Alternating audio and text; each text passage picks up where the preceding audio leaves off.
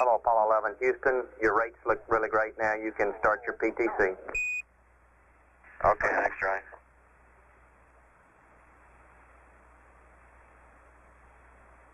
Houston, you're 11. Roger, go ahead, 11, over. Roger, if you'd like to delay PTC entrance for 10 minutes or so, we can shoot you some TV of a 7/8 Earth. We'll leave that up to you. Roger, stand by.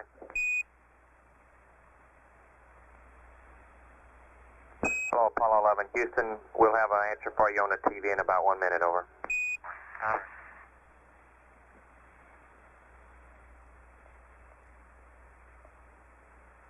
This is Apollo Control at 10 hours 26 minutes into the flight of Apollo 11. Houston, we're ready at Goldstone for the TV. It'll be recorded at Goldstone and then replayed back over here. Neil, anytime you want to turn it on, we're ready, over. Okay, it'll take us about 5 minutes to get rigged. Roger.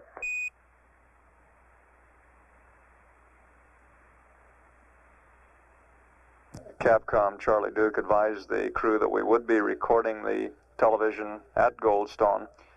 We don't have an estimate at this time as to how long it will take to get a playback of that from Goldstone.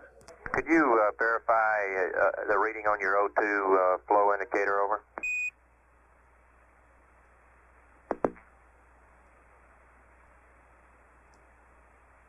We're showing .2. We just inadvertently touched the rapid repress button. That made a temporary glitch in the flow. Roger, during that glitch there, did it go almost peg high, over? Yeah, I believe that.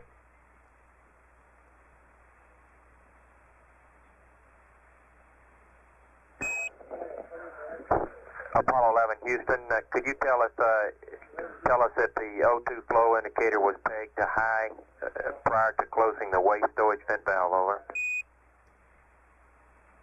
No, it was not. Roger, thank you.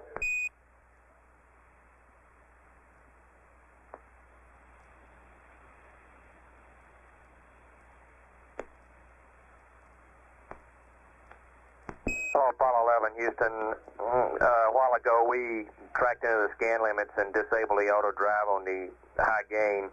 We'd like you to position the antenna at pitch 30, yaw 270, go to react. That will give us a narrow beam width, over.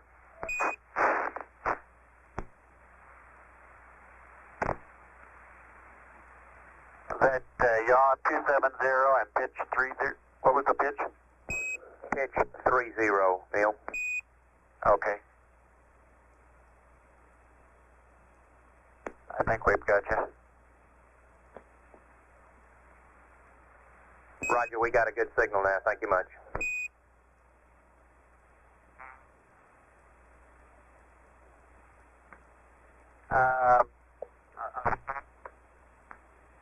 Okay, Houston, we are sending a picture of Earth down right now, so you can let us know if they're receiving in Goldstone. Roger, 11. Goldstone is receiving the TV. Stand by. We'll let you know on the quality, over. Hello, Apollo 11. Houston, Goldstone says that the TV looks great, over.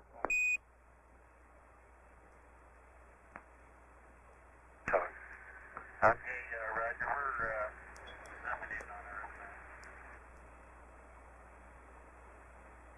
now. Hello, Apollo 11. Houston, did you copy, over? Roger, we copied that, Charlie. Roger, your transmissions the last couple of times have been about 2 by, over. Okay, how do you read me now? Roger, you're 5 by now. Okay, we're zooming the lens on in so that we'll just about fill the monitor. Roger.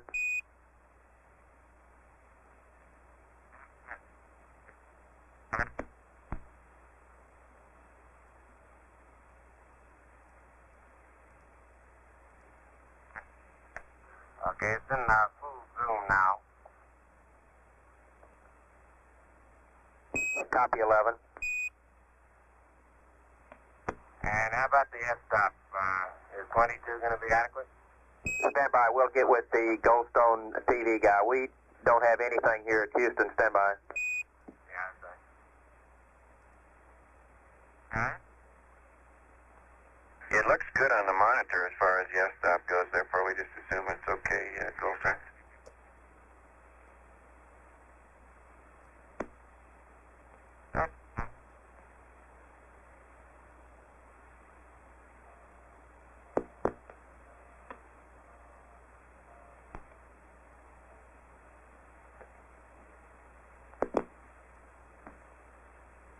Hello, Apollo 11. Houston, Goldstone says that TV looks really great. 5 by. The AGC looks like it's working fine. The S22 is good. We have no real white spots.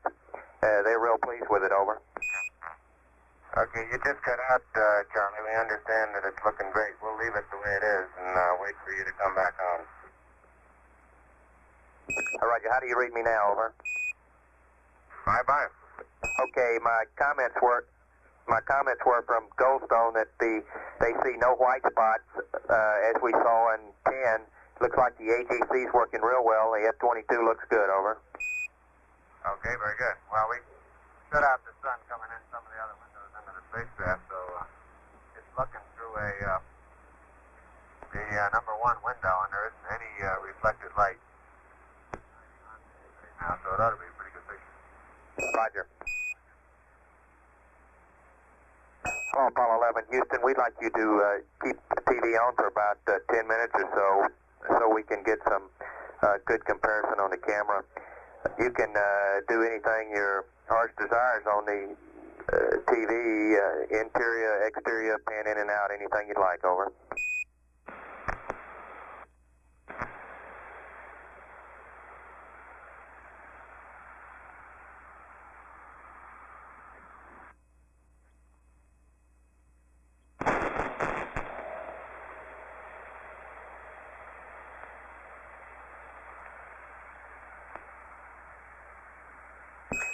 Houston, over.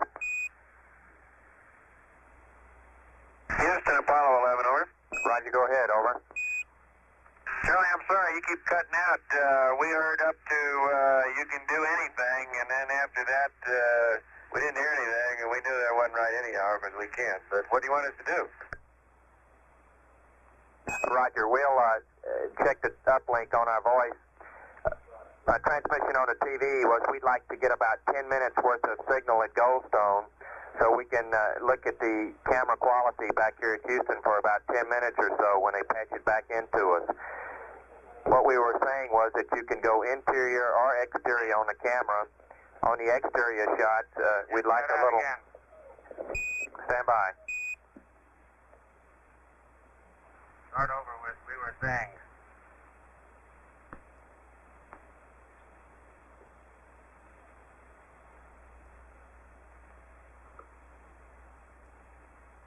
Hey, Houston, you suppose you could turn the Earth a little bit so we could get a little bit more than just water?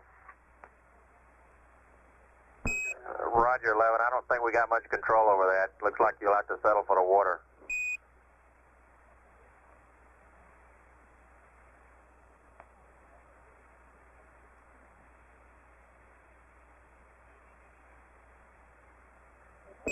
Houston, we're going to thinking about changing our voice uplink to another site. If you'll stand by, we'll see if we can improve the quality. Over. Okay, Charlie. We'll stand by for your call.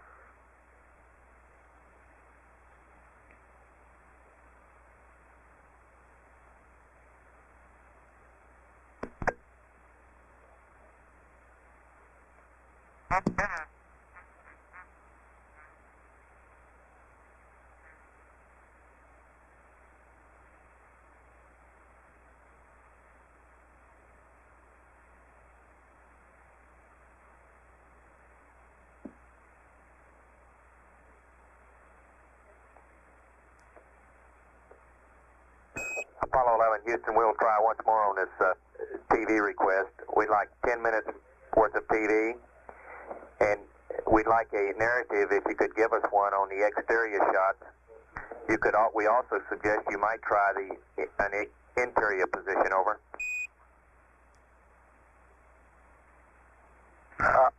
Roger. We're seeing the center of the Earth as viewed from the spacecraft in the eastern Pacific Ocean. We have not been able to visually pick up the Hawaiian island chain, but we can clearly see the western coast of North America,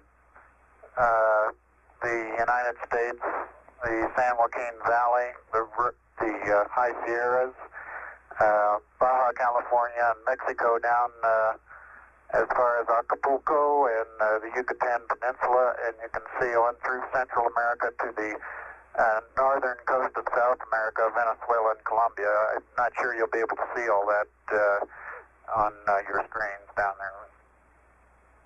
Roger, Neil. We just wanted a narrative such that we can, when we get the playback, we can sort of correlate what we're seeing. Thank you very much.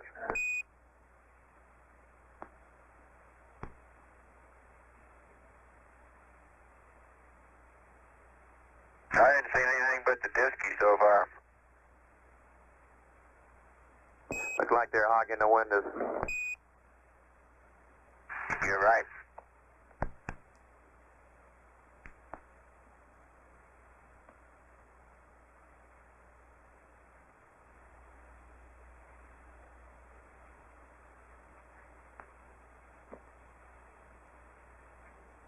Hello, Apollo 11, Houston. On your crowds, we'd like at this time for you to place all 4 cryo heaters to auto and turn off all 4 cryo fans. Over. Okay, all 4 cryo heaters are auto. And all 4 cryo fans are off. Roger, that's going to be your sleep configuration. Okay. And Buzz will be terminating the battery charge in about a half hour. Roger.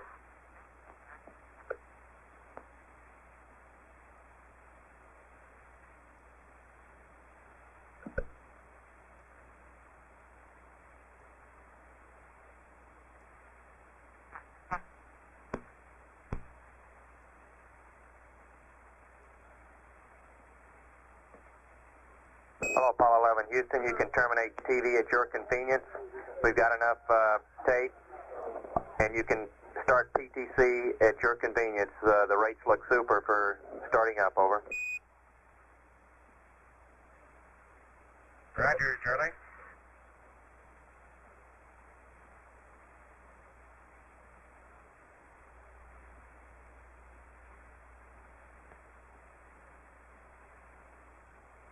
This is Apollo Control at 10 hours 51 minutes. That TV transmission lasted about 15 minutes. Goldstone reported that we did get good quality on it. We estimate that it'll be somewhere between an hour and a half and 2 hours before we have the television available here in Houston to play back. The lines will have to be called up between Goldstone and Mission Control Center, and the conversion equipment brought up online before we'll be able to play back the television from that transmission. At the beginning of the TV transmission, the spacecraft was approximately 50,980 nautical miles from Earth, and at the conclusion, they were about 52,248 nautical miles from Earth.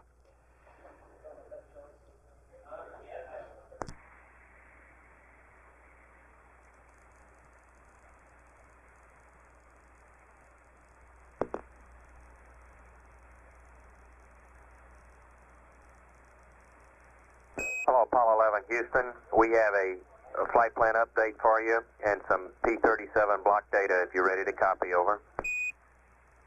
Stand by.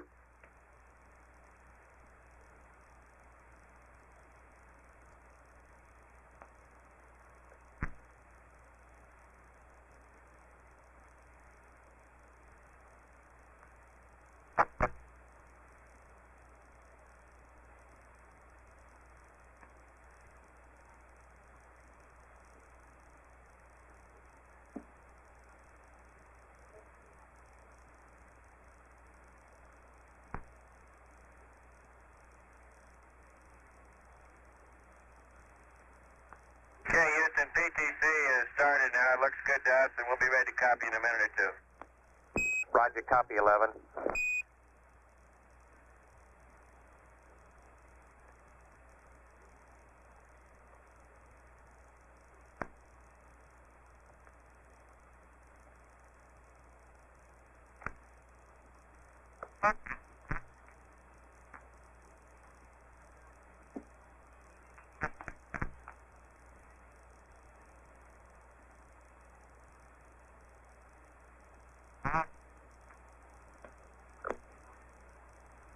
Houston, Apollo 11, ready to copy the flight plan update and 237.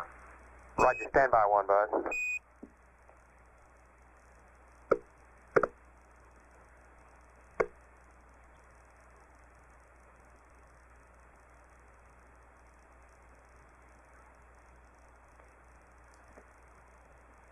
Apollo 11, Houston, coming at you with a P-37 block data, over.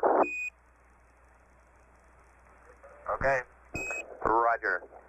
02744 5363 minus 165 07314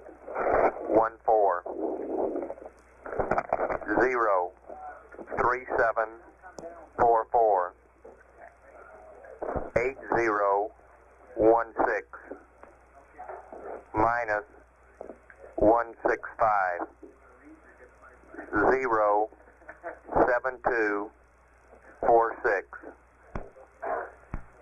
GETI 04644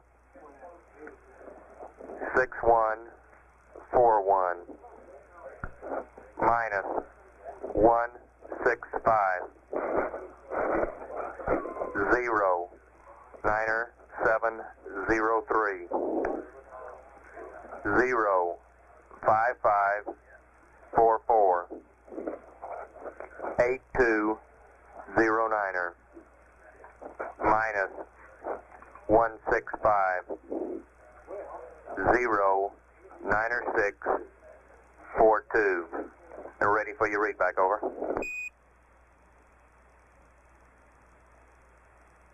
Roger. 02744 5363 minus 165 07314 03744 8016 minus 165 07246 04644 6141 minus 165 09703 05544 8209er minus 165 09er 642. Over. Roger, 11. That was a good read back. That was the block data scheduled for 12 hours. We'd like to just say that on the flight plan update here, just to remind you of some things, and you can do them at your convenience and then go to sleep early if you'd like.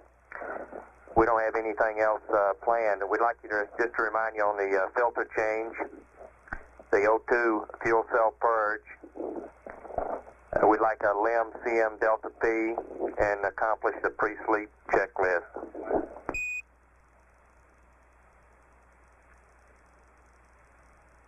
Okay, we've completed the filter change, and we'll get started on the fuel cell purge and stand by for the left CM Delta B. Roger, 11. Would you hold off on the fuel cell purge? ECOM saying we might not have to do that, over. Okay.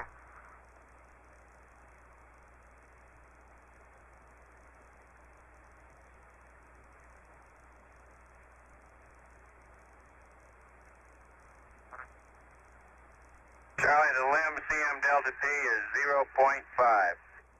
Copy, 0.5 out.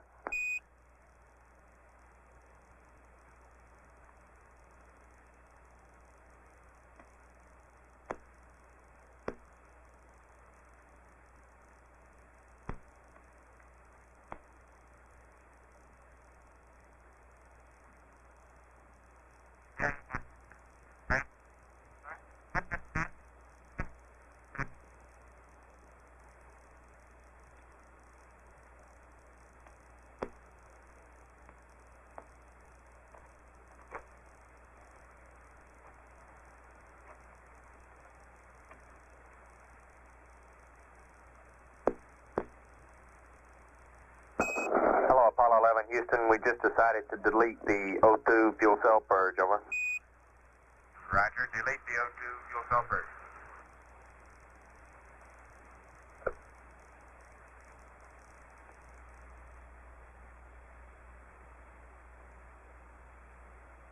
Hello, Apollo 11, Houston. We've been noting some funnies on the O2 flow indicator transducer. We kind of got a suspicion it's the transducer.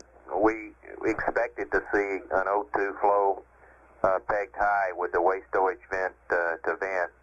It was not. We also noticed some funny indications when you close the waste storage vent valve. We're going to continue to look at this through the night, and we'll be with you in the morning with an assessment of the problem. Also, we'd like to ask specifically, when you place the waste storage vent valve to vent, does the detent, does the error line up with the detent, over?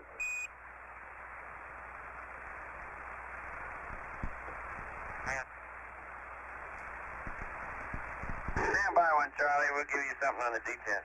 Roger.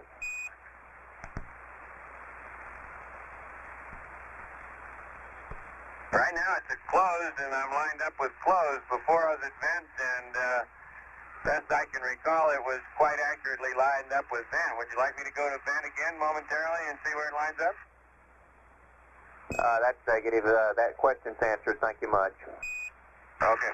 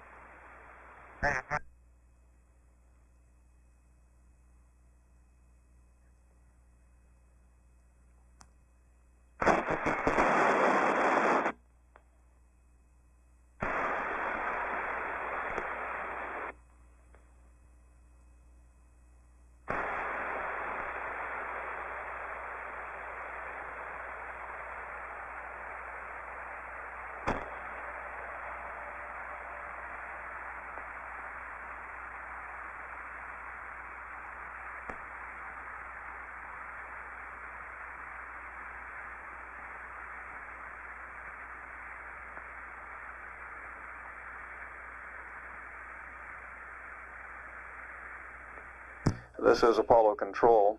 During that last transmission, you heard Capcom Charlie Duke advise the crew that we are not seeing as high an O2 or oxygen flow as we would have expected at this point. This would indicate that the enrichment of the cabin atmosphere, which was 60% oxygen, 40% nitrogen at launch, and which is normally enriched with pure oxygen during the course of the flight, is not enriching as rapidly as we would expect. This could be a transducer problem, one of the devices that measures the O2 flow rate, or possibly a partial obstruction of one of the vents. The problem is not thought to be significant at this point, and we'll be monitoring the O2 flow during the night. Fan configuration for you, over.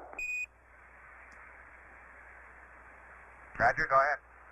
Roger, Buzz. We'd like you to place the S-band antenna Omni A switch to the Bravo position. S-band antenna Omni switch to the Omni position. The high gain track to manual. And the high gain angles will be yaw 270, pitch -50, over. Roger, understand. Omni to Baker and Omni, manual, and the angles are yaw 270, pitch -50. And was that narrow or wide? Over. Stand by.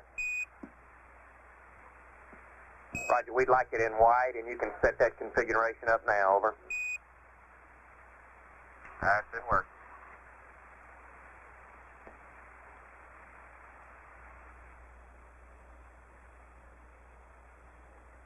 Hello, Apollo 11. Houston, you can terminate the battery Bravo charge, and we'd like a crew status report. We're about to tell you good night, over. Roger. Stand by.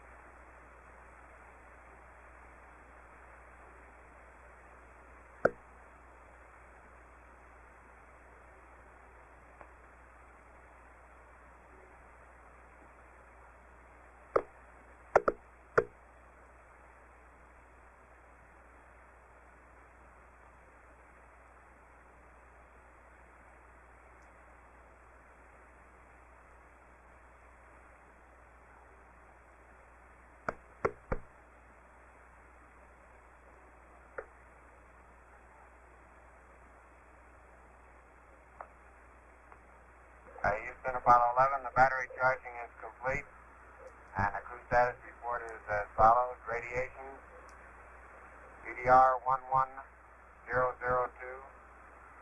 BMP 10002, LMP 09003, negative medication, fit as a fiddle, over. Right, copy 11, thank you much. We'd like to ask one question. Have you tried the gas separator on the water, and how is that working, over? Yeah, Mike's got a couple of comments on that. Yeah, it's working good so far, Charlie. We've got one installed on the water gun and the other one installed on the spigot down in the LEB. And we have... one problem with them is that they leak at the junction between the food bag and the water filter. However, with that exception, they seem to be working pretty good. We were getting some gas through initially, and I think that was just getting the system purged out to begin with. And the last tubeful we poured was almost free of bubbles, over. Roger, sounds good. We'll check in on that problem with the span guys and let you know in the morning. If you have to call us tonight, we'd like you to do it on down voice backup. We're configuring the misspin for that mode, and as far as we can see, you're cleared for some Z's, over. Okay, maybe we'll get around to lunch. How about a peanut butter and jelly?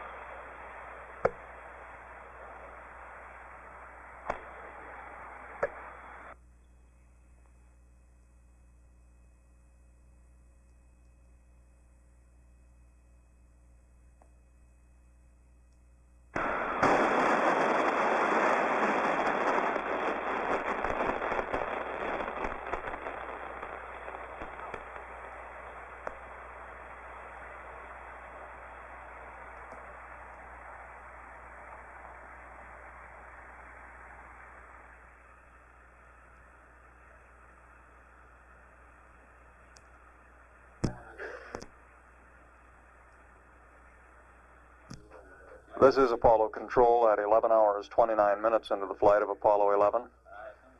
We don't expect to hear a great deal more from the crew tonight. At about 11 hours 20 minutes, we said goodnight to them from Mission Control.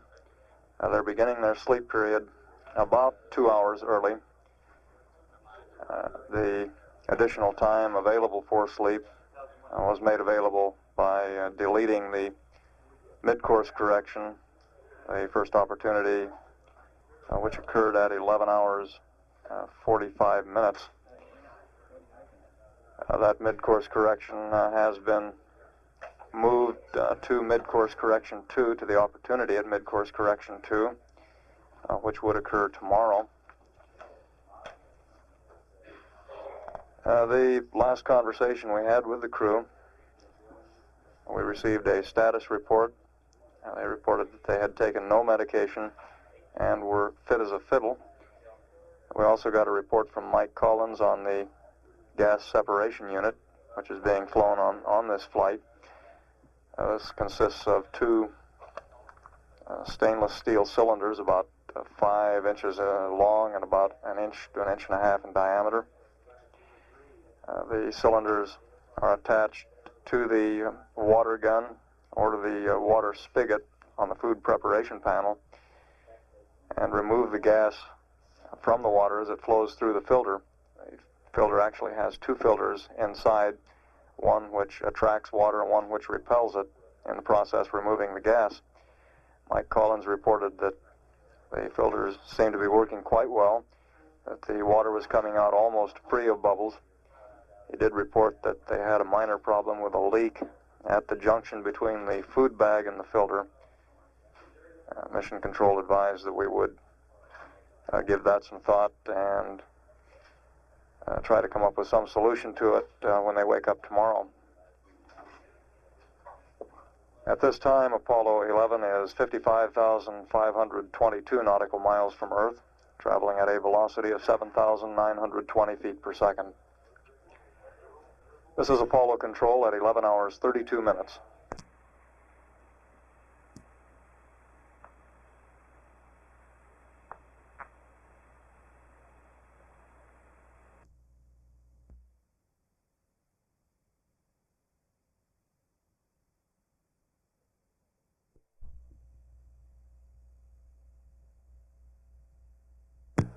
This is Apollo Control at 11 hours 47 minutes into the flight of Apollo 11. At this time, we are receiving the television data from Goldstone. The data is coming in. It will be processed here and converted, and we estimate that it will be available for playback in about 20 to 30 minutes. And we will have a firm time on that as soon as possible. At the present time, Apollo 11 is 56,704 nautical miles from Earth, and the velocity is 7,821 feet per second. We've had no further conversations with the crew since we passed along a good night to them at 11 hours 20 minutes, getting them to bed about 2 hours ahead of the scheduled time on the flight plan as a result of the deletion of Midcourse Correction 1. At 11 hours 48 minutes, this is Apollo Control.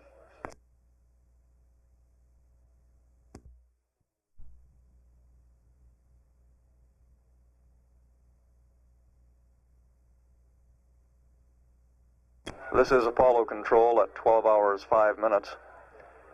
We expect to have the unscheduled television transmission, which came in to Goldstone, California, and was taped there and has been transmitted to Mission Control Center, ready and converted for replay in color at 8:45 p.m. Central Daylight Time. That would be about 7 minutes from now. The TV transmission runs for a total time of about 16.5 minutes and is of an exterior shot out the window of the Earth. At the time of the transmission, Apollo 11 was some 50,980 nautical miles from Earth. The transmission came into Goldstone at a ground elapsed time of 10:32:40 and ended about 16 and a half minutes later when the spacecraft was at an altitude of 52,248 nautical miles. We'll stand by for a replay of that transmission at 8:45 p.m. Central Daylight Time.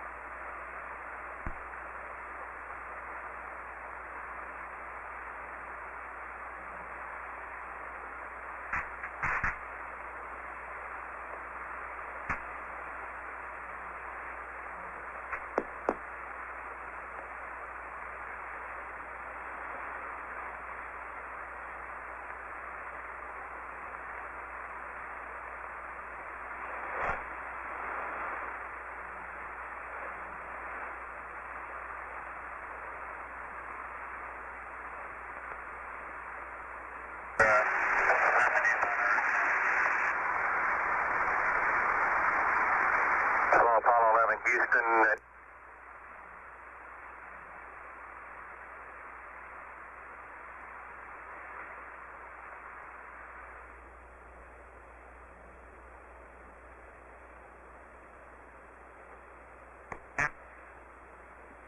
This is Apollo Control at 12 hours, 12 minutes. We expect to be ready to release the television transmission from the spacecraft, which was received at Goldstone, California. That should be ready to go in a little less than a minute.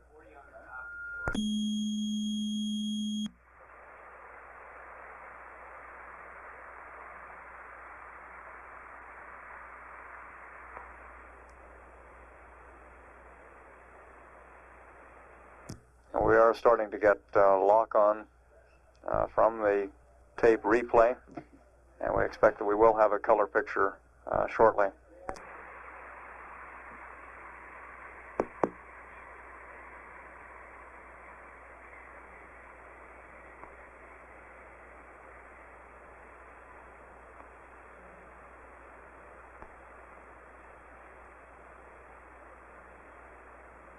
Receiving the TV. Stand by. We'll let you know on the quality. Over.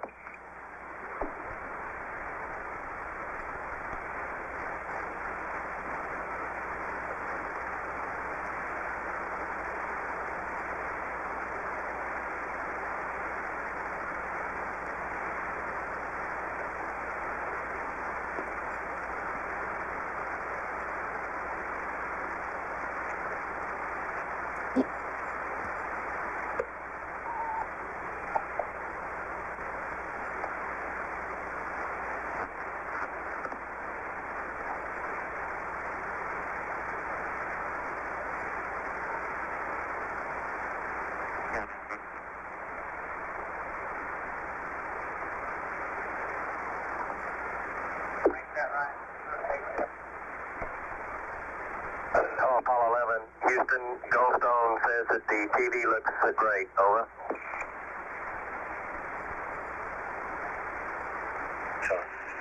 Okay, Roger, we're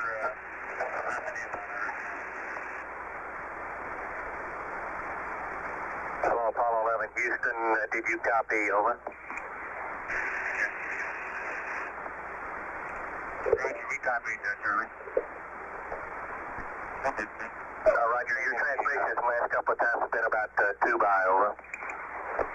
Okay, how do you read me now? Right, you're 5 by now. Okay, we're zooming the lens on in so that we'll just about fill the monitor. Roger.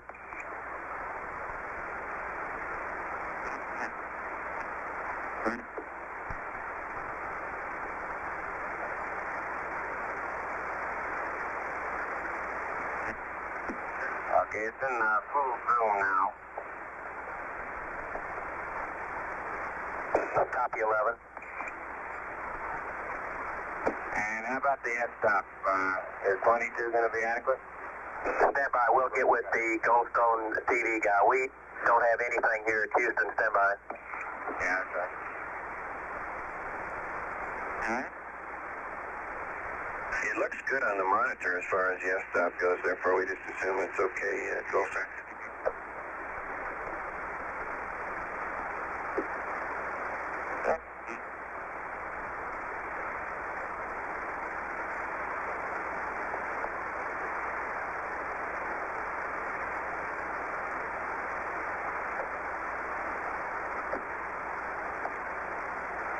Hello, Apollo 11, Houston. Goldstone says that TV looks really great. 5 by.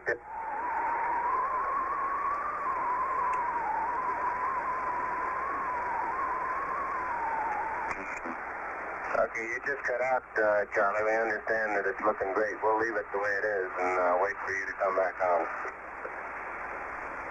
Roger, how do you read me now? Over. 5 by.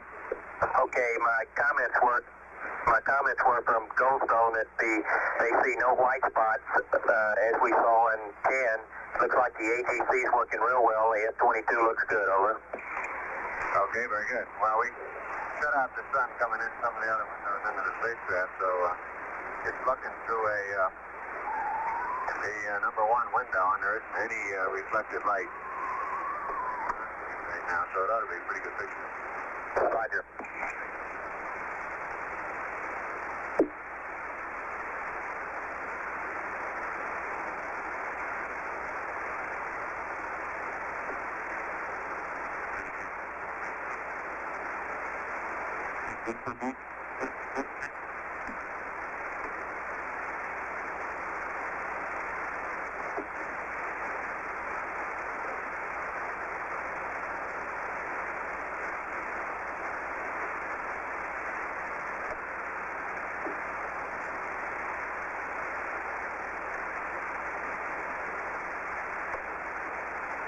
Apollo 11, Houston, we'd like you to keep the TV on for about 10 minutes or so we can get some good comparison on the camera. You can do anything you're...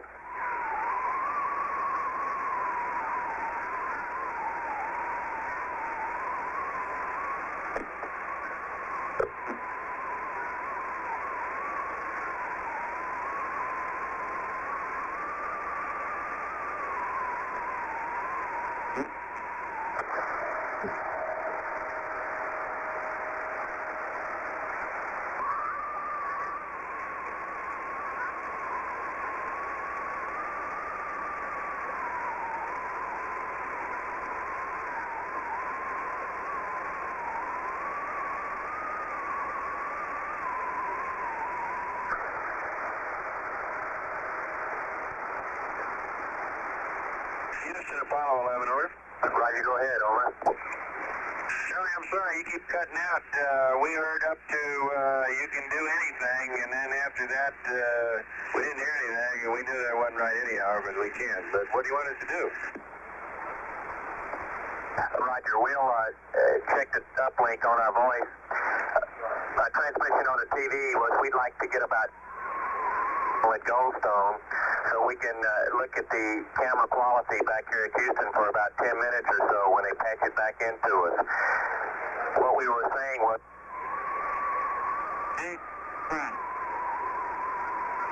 we'd like a little... Stand by. Start over with, we were saying...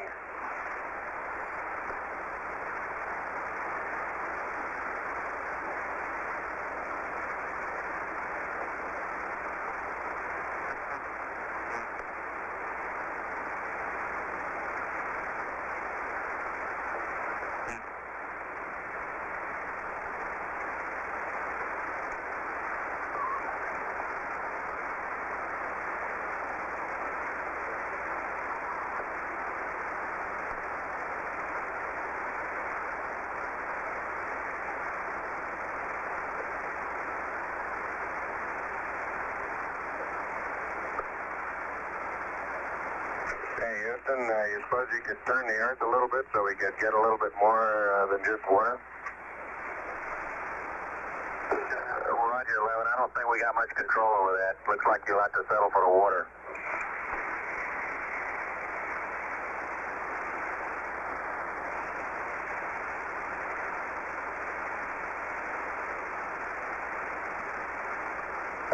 Houston, we're going to thinking about changing our voice uplink to another site. If you'll stand by, we'll see if we can improve the quality, over. Okay, Charlie. We'll stand by for your call.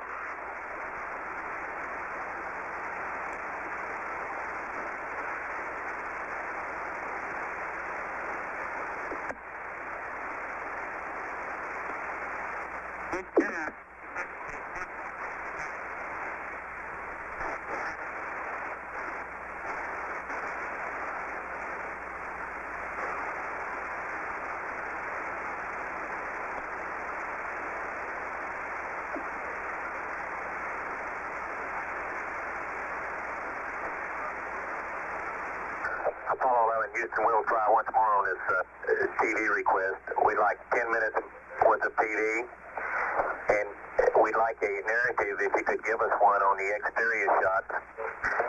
We also suggest you might try an interior position, over.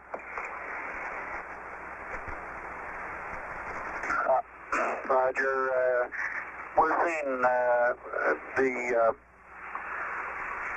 center of the Earth as viewed from the spacecraft in the eastern Pacific Ocean. We have not been able to visually pick up the Hawaiian island chain, but we can clearly see the western coast of North America, the United States, the San Joaquin Valley, the High Sierras, Baja California, and Mexico down as far as Acapulco and the Yucatan Peninsula, and you can see on through Central America to the northern coast of South America, Venezuela and Colombia. I'm not sure you'll be able to see all that on your screens down there. Roger, Neil. We just wanted a narrative such that we can, when we get the playback, we can sort of correlate what we were seeing. Thank you very much.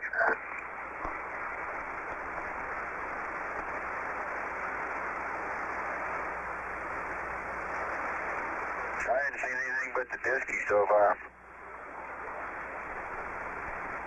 Looks like they're hogging the windows.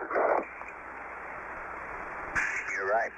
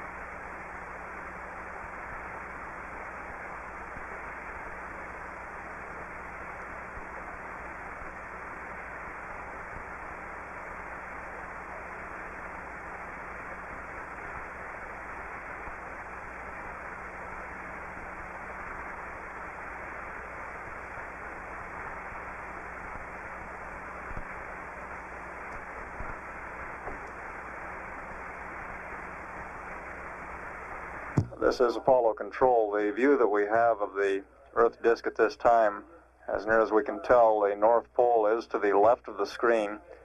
The land mass that was visible was the western coast of the United States. The Earth then would appear to be rotated 90 degrees with the North Pole to the left, and the South American continent extending toward the upper right of the globe, but not visible.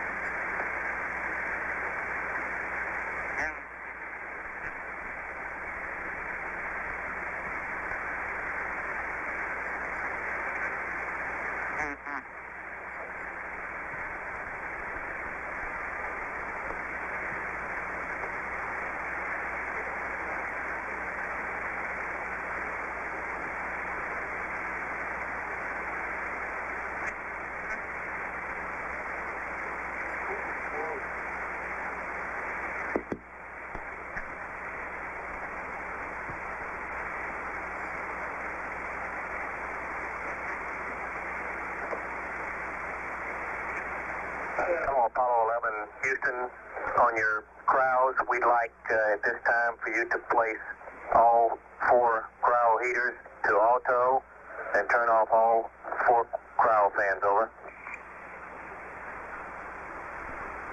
Okay, all 4 cryo heaters are auto. And all 4 cryo fans are off. Roger, that's going to be your sweep configuration. Okay. And Buzz will be terminating the battery charge in about a half hour. Roger.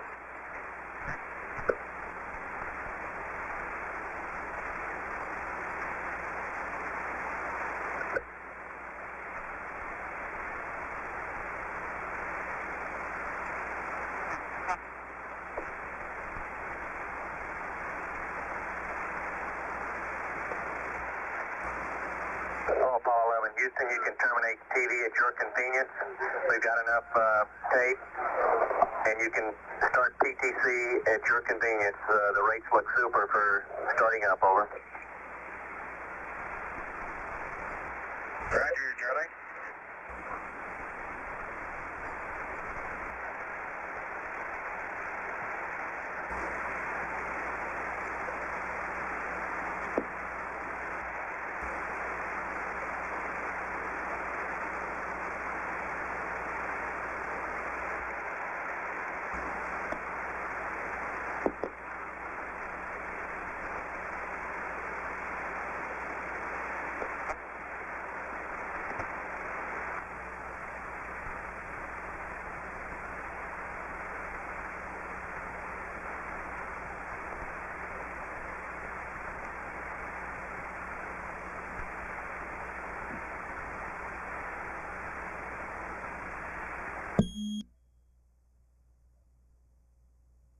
That concludes the unscheduled television transmission. That transmission came in about 2 hours ago at a ground elapsed time of 10:32:40 beginning. Lasted about 16 and a half minutes. At the beginning of the transmission, Apollo 11 was about 50,980 nautical miles from Earth, and at the conclusion, about 52,248 nautical miles. At the present time, the crew is in a scheduled rest period. They did indicate before going into the rest period, when we last heard from them, that they would probably use part of the time to get a bite to eat and then get some sleep. At this time, Apollo 11 is 59,908 nautical miles from Earth, traveling at a speed of 7,569 feet per second. At 12 hours 31 minutes, this is Mission Control, Houston.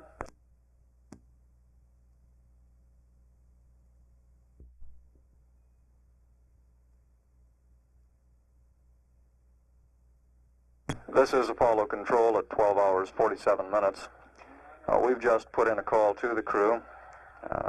Flight Director Gene Kranz verified with the surgeon that they had not gone to sleep at this point, and Capsule Communicator Charlie Duke has put in the call. We'll pick up the tape of the conversation and then stand by for any following live communication with the crew.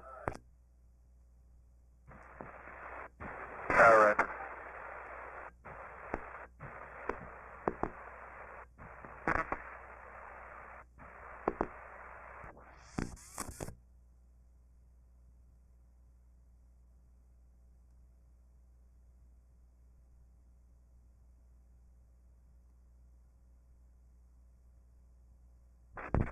Hello, Apollo 11 Houston. Hope we aren't disturbing you. We'd like you to terminate the Noun 65 now, over. All right.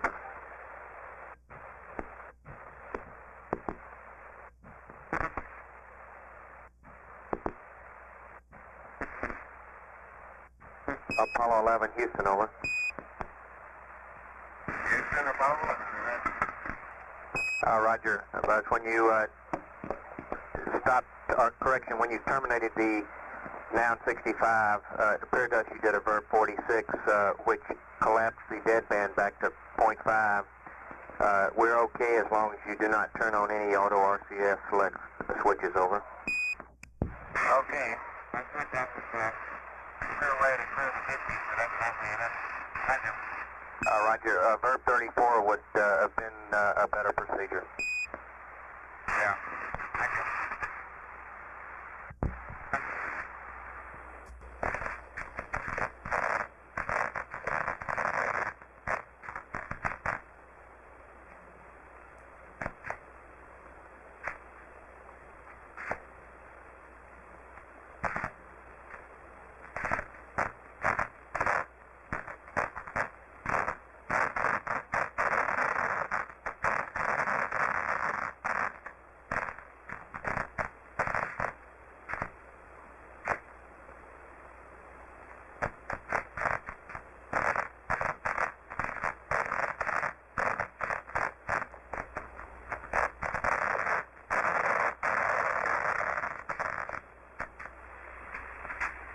This is Apollo Control.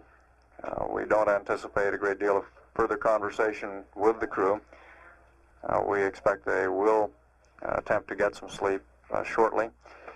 The conversation that just ended, we advised that through one of the computer programs, the deadband, or that area of excursions which the guidance system will allow before firing the RCS thrusters to correct it, had been narrowed from 30 degrees to 1/2 a degree. What this would mean if the RCS jets were enabled is that unless the crew reselected the 30 degree deadband, the jets would be firing more frequently to keep the spacecraft within the narrower limits. Since the spacecraft is very stable at this point, very few wobbling motions, it was felt that the narrower deadband was acceptable. The jets are not enabled, and the crew would not be disturbed by firing of the reaction control system jets, even if the spacecraft moved out of the 1/2 degree deadband. In the event of any large excursions, which we would not expect based on the passive thermal control mode used in Apollo 10, it would be possible to awaken the crew from the ground and have the situation corrected. We would not expect, however, for the spacecraft attitude to change significantly during the night, and we do intend to continue in the passive thermal control mode as it is presently set up. At this time, Apollo 11 is 61,509 nautical miles from Earth, traveling at a speed of 7,449 feet per second, which would translate to about 5,000 miles an hour. At 12 hours 54 minutes, this is Apollo Control, Houston. This is Apollo Control at 13 hours 27 minutes into the flight of Apollo 11. The spacecraft now traveling at a speed of 7,279 feet per second, which would be about 4,963 miles an hour. And it's at a distance of 63,880 nautical miles from Earth. Our flight surgeon reported a short while ago that command module pilot Mike Collins appeared to be sleeping soundly at this time. Biomedical data on the other two crewmen indicates that they are still awake. We've had no further conversation with the spacecraft since our last report, and it appears that the crew will be getting some good rest, either as scheduled or perhaps a little earlier than scheduled in the flight plan. At 13 hours 28 minutes, this is Mission Control, Houston.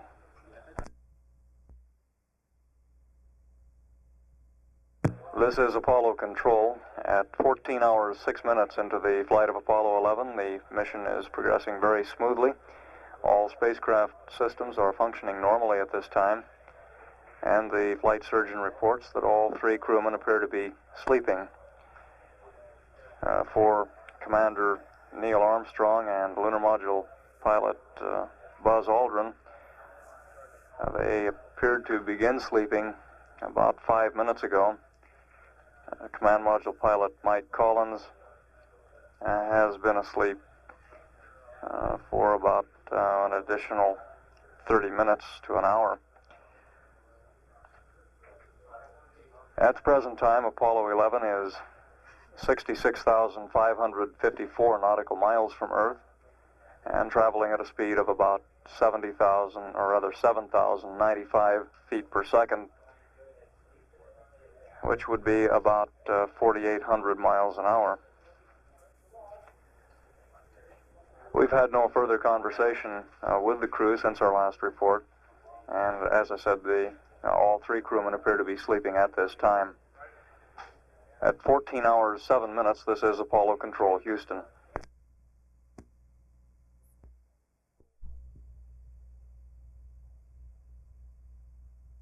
This is Apollo Control, 14 hours 25 minutes into the flight of Apollo 11. The spacecraft presently 67,819 nautical miles from Earth, traveling at a speed of 7,012 feet per second. Here in Mission Control, the shift change is in progress. Flight Director Glenn Lunny and his team of flight controllers coming on to replace Gene Kranz and his white team. The capsule communicator on the upcoming shift will be Ron Evans. And we anticipate that the change of shift briefing for this shift will begin in about 10 or 15 minutes. At 14 hours 26 minutes, this is Apollo Control, Houston.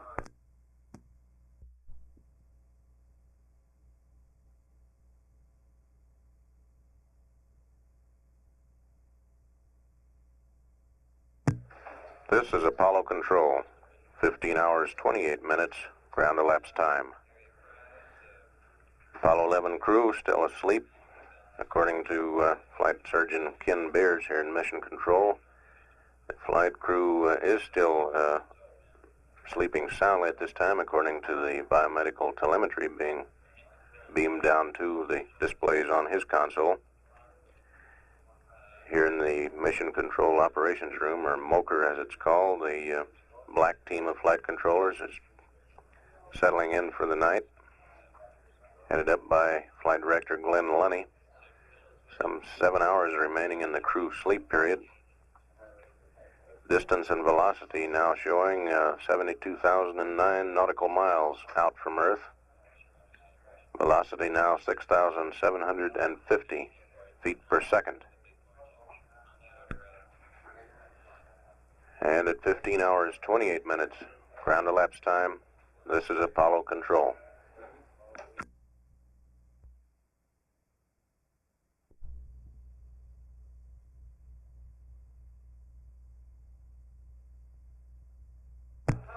This is Apollo Control, 16 hours 38 minutes, ground elapsed time. Apollo 11 presently being tracked by the Honeysuckle Creek, Australia tracking station. Geographically, the spacecraft is practically directly over or out from the Philippine Islands. Now showing some 5 hours and 51 minutes remaining in the crew rest period. Crew still asleep at this time. Continuing to decelerate as the spacecraft gets out toward the changeover point between the Earth's sphere of influence and the Moon's sphere of influence. Velocity now showing 6,493 feet per second. Apollo 11 now out 76,453 nautical miles from the Earth.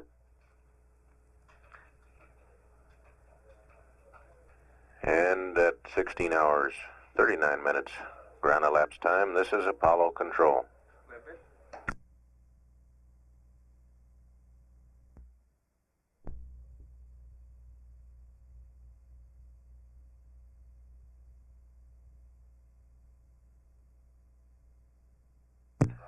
This is Apollo Control, 17 hours 33 minutes ground elapsed time.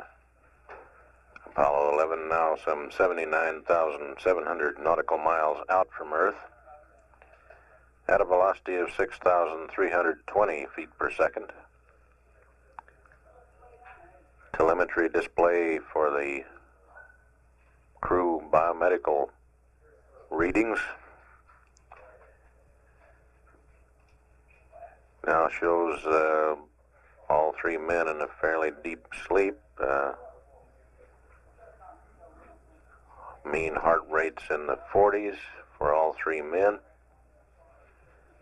Command module cabin pressure holding at 4.7 pounds per square inch. Cabin temperature 63 degrees.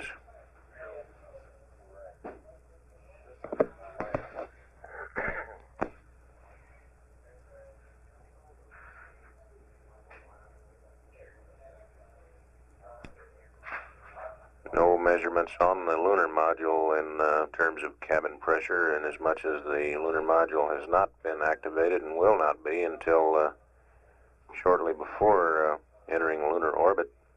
The first manning, the lunar module is checked out, systems are checked out and closed back up again.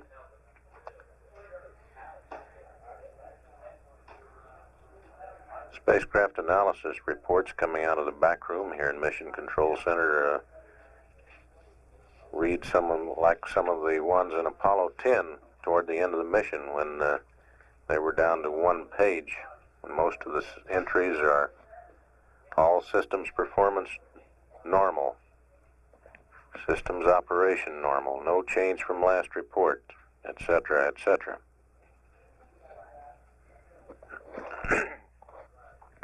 In the spacecraft fuel cell, the performance is normal, and the load sharing is shown within 3.2 amps. Cryogenic hydrogen and oxygen quantities now show total oxygen of 558 pounds.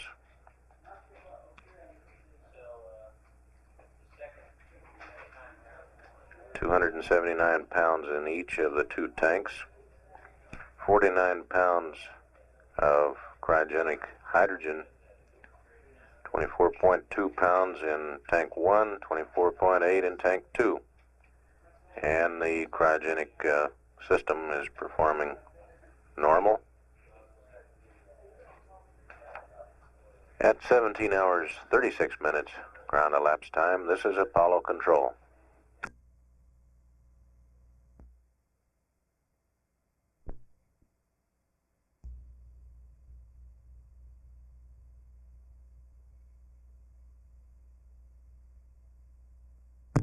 This is Apollo Control, 18 hours 38 minutes, ground elapsed time. Apollo 11 now some 83,644 nautical miles out from Earth, continuing to decelerate in velocity, now some 6,114 feet per second. It'll be reveille time for the crew of Apollo 11 in some 3 hours and 50 minutes. All systems still functioning normally aboard the spacecraft as the crew continues their 9-hour rest period. All measurements normal as the flight controllers here watch the systems on telemetry and the displays here in the control center.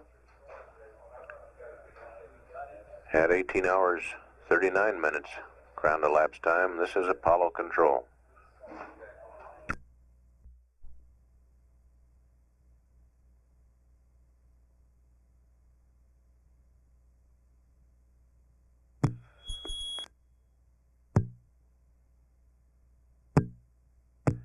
This is Apollo Control, 19 hours 43 minutes ground elapsed time. Crew now has some 2 hours 46 minutes remaining in the scheduled sleep period. Distance outbound from Earth now 87,409 nautical miles. Apollo 11 continuing to decelerate in velocity, now traveling at 5,930 feet per second. All going well in the Apollo 11 mission. Crew sleeping apparently in deep sleep. System still performing quite well. And at 19 hours 43 minutes ground elapsed time, this is Apollo Control.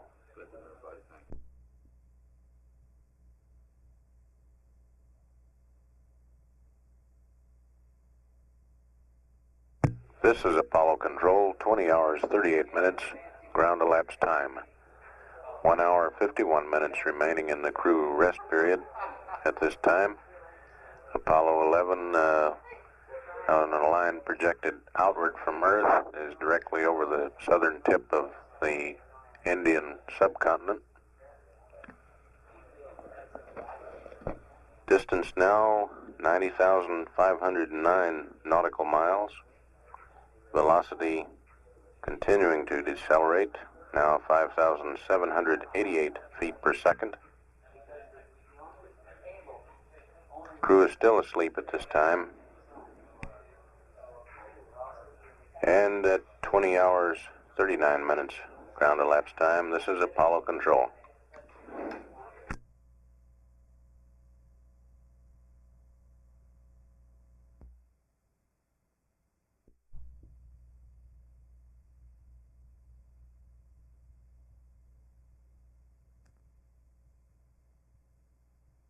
This is Apollo Control, 21 hours 38 minutes ground elapsed time. Apollo 11 now being tracked by the tracking station at Madrid. Some 51 minutes remaining in the scheduled sleep period for the crew of Apollo 11.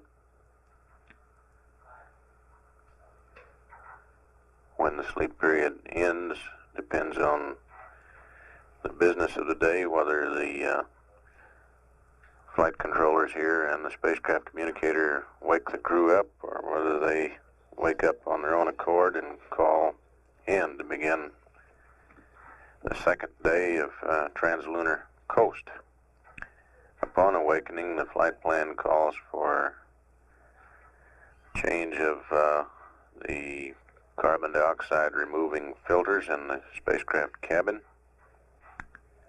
A report on the differential pressure between the lunar module and the command module. Update from the ground on consumables remaining.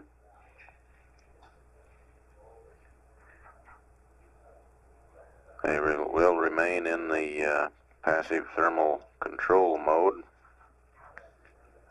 through the hour-long eat period that follows the wake-up.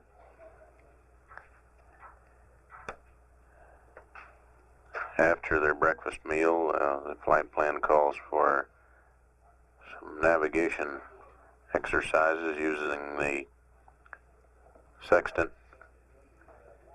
and the Program 23 computations of the onboard computer. These are star and Earth horizon sightings. Presently, Apollo 11 is some 93,885 nautical miles out from Earth. Velocity now 5,638 feet per second.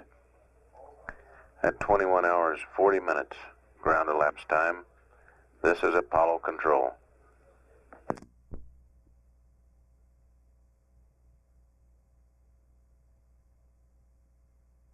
This is Apollo Control at 22 hours 49 minutes ground elapsed time. Crew has been awake for some time, according to the surgeon. Spacecraft communicator here in Mission Control with the green team, Bruce McCandless, is standing by to make a call to the crew. He's in the process of taking over from Ron Evans. Flight Director Cliff Charlesworth has asked that he make a call to the crew. We're standing by for this call momentarily. Apollo 11, this is Houston, over. Morning, Houston. Apollo 11. Roger, Apollo 11, good morning.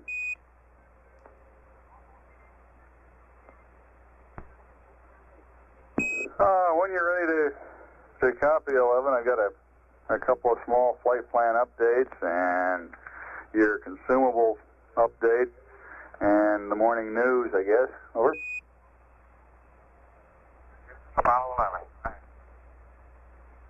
11. Go ahead, 11. Roger, standing by for your update.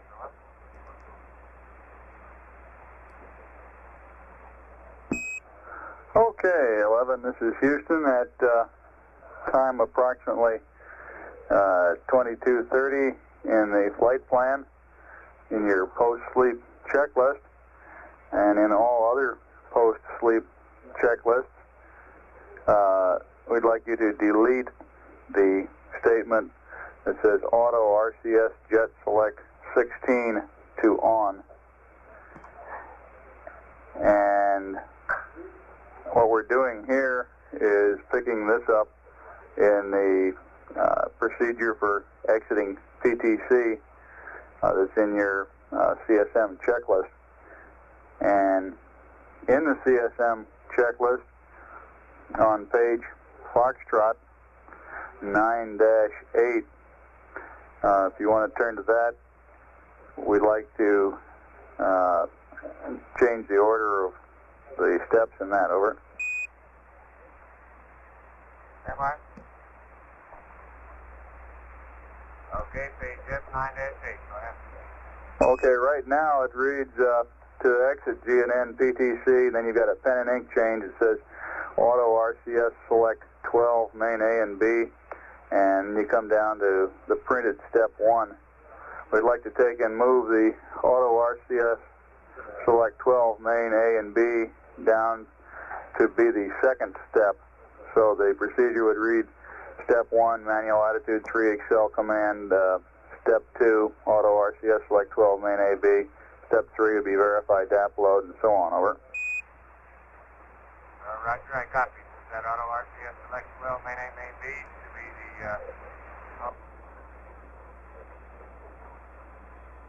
the Roger, should be the second step in that procedure. At time 22:40, or when you get to it, we'd like to commence a charge on battery A.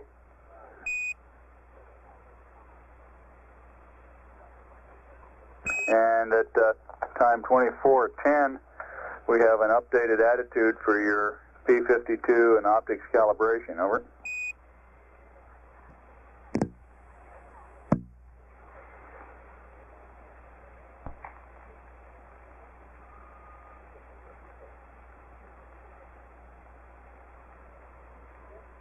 Okay, 24:10. Go ahead. Roger. P52 and optics calibration attitude. Roll 330.5. Pitch 086.3. Yaw 000.0. The nominal attitude it's pen and inked in for the P23 is still good. At time 25:30 approximately, after you complete P23, we're requesting a wastewater dump down to the nominal 25%. Over.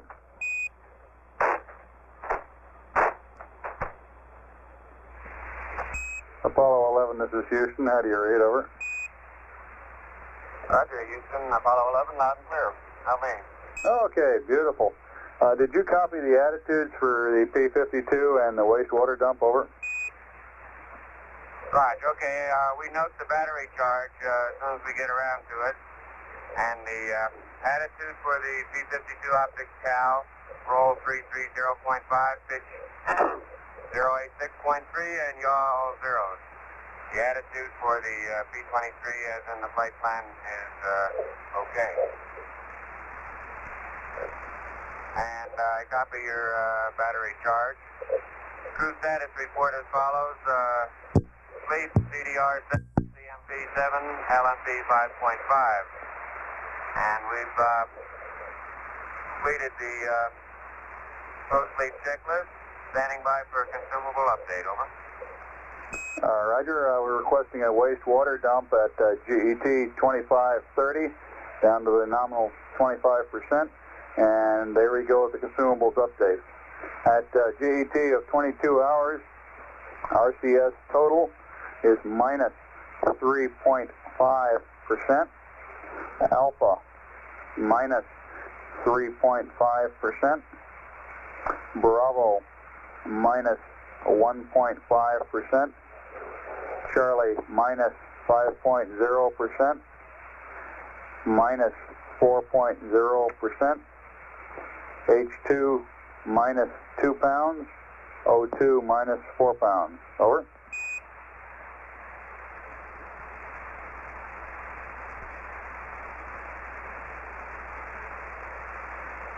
Okay, stand by.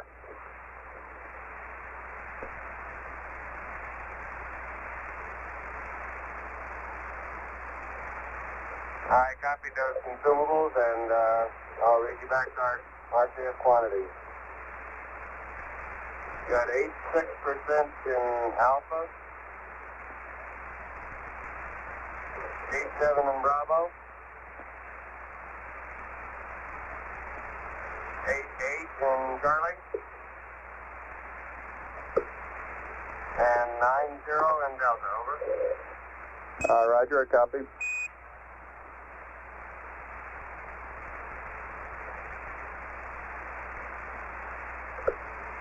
And did you copy the wastewater request? Roger, wastewater, and we got the time of that, and it'll be down to 25%. Okay.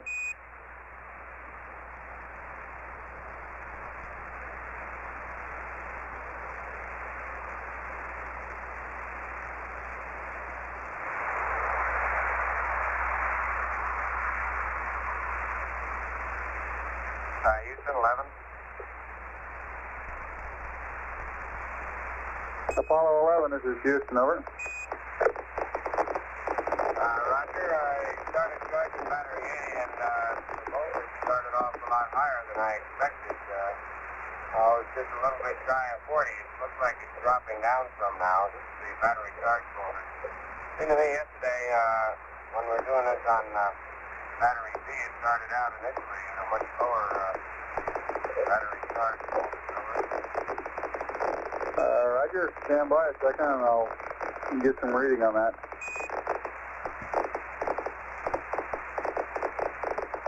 On charging battery A now, I've got about 39.3 and about 1.5 amps. Looks like it's gradually increasing in the amp charge. Roger, on RCM we're showing I guess 39.11 and the current about what you report.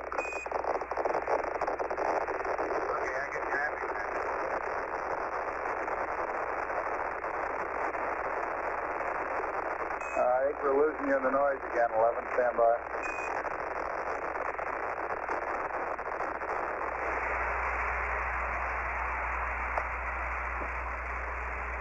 Apollo 11, this is Houston, over. Houston, Apollo 11, go ahead. Roger, 11, on your battery charging question. We feel that it's probably a difference between individual batteries, and it does seem to have gone away as sort of a startup transient here. Other factors that it might conceivably have an influence on it would be battery temperature, things of this sort. ECOM seem to feel that it's operating within the normal design limits, over. All right, very good. Thank you. Okay.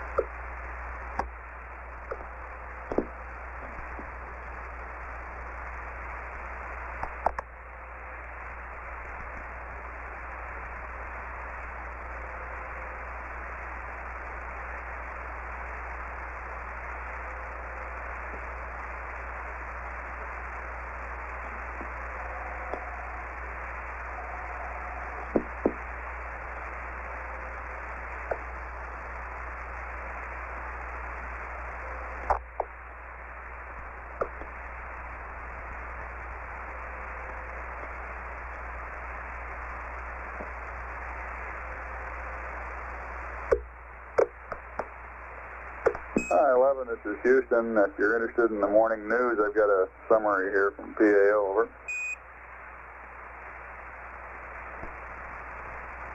Okay, we're all listening. Okay, from Jodrell Bank, England, via AP. Britain's big Jodrell Bank radio telescope stopped receiving signals from the Soviet Union's unmanned moonshot at 5:49 EDT today, and a spokesman said that it appeared that the Luna 15 spaceship, quote, has gone beyond the moon, unquote. Another quote, we don't think it has landed, said a spokesman for Sir Bernard Lovell, director of the observatory. Washington, UPI. Vice President Spiro T. Agnew has called for putting a man on Mars by the year 2000. But Democratic leaders replied that priority must go to needs on Earth. Agnew, ranking government official at the Apollo 11 blastoff Wednesday, apparently was speaking for himself and not necessarily the Nixon administration when he said, "We should, in my judgment, put a man on Mars by the end of this century." Laredo, Texas, AP. Immigration officials in Nuevo Laredo announced Wednesday that hippies will be refused tourist cards to enter Mexico unless they take a bath and get haircuts. Gilberto Cazares, chief of Mexican immigration in Nuevo Laredo, said authorities in Mexico City, Acapulco, and other popular tourist spots have registered complaints about the hippies by United Press International. Initial reaction to President Nixon's granting of a holiday Monday to federal employees so that they could observe a national day of participation in the Apollo 11 moon landing mission mostly was one of surprise. Rodney Pidner, Associated Press, London, AP. Europe is moonstruck by the Apollo 11 mission. Newspapers throughout the continent fill their pages with pictures of the Saturn V rocket blasting off to forge Earth's first link with its natural satellite. And the headline writers tax their imaginations for words to hail the feat. Quote, "The greatest adventure in the history of humanity has started," declared the French newspaper Le Figaro, which devoted 4 pages to reports from Cape Kennedy and diagrams of the mission. The tabloid Paris Jour proclaimed, "The whole world tells them bravo." The communist daily La Humanité led with a launch picture and devoted its entire back page to an enthusiastic moon report describing the countdown and launch, the astronauts' wives and families, and backgrounding lunar activities. Hempstead, New York. Joe Namath officially reported to the New York Jets training camp at Hofstra University Wednesday following a closed-door meeting with his teammates over his differences with Pro Football Commissioner Peter Roselli. London, UPI. The House of Lords was assured Wednesday that a midget American submarine would not, quote, damage or assault, unquote, the Loch Ness Monster. Lord Milman said he wanted to be sure anyone operating a submarine in the loch, quote, would not subject any creatures that might inhabit it to damage or assault, unquote. He asked if the submarine's plan to take a tissue sample with a retrievable dart from any monster it finds can be done without damage and disturbance. He was told it was impossible to say if the 1876 Cruelty to Animals Act would be violated unless and until the monster was found. Over.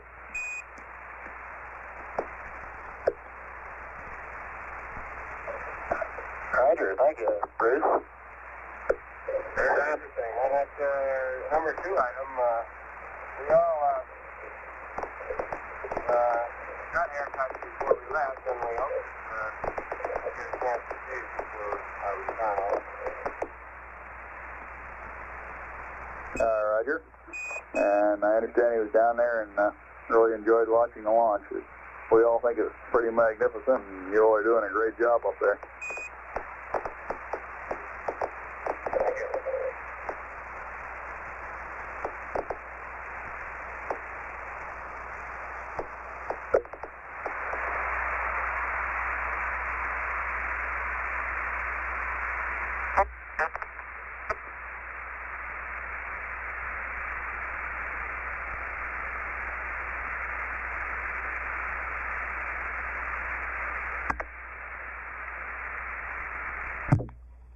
This is Apollo Control at 23 hours, 22 minutes. Apollo 11's distance from Earth is 99,308 nautical miles. Velocity 5,411 feet per second. Spacecraft weight 96,361 pounds.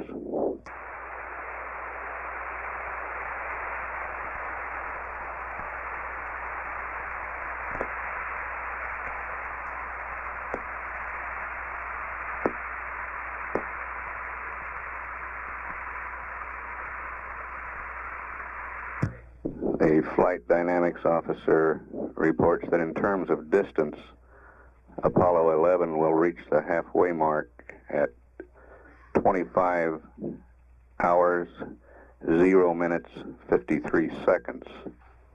At that time, the spacecraft will be 104,350 miles from both the Earth and the Moon.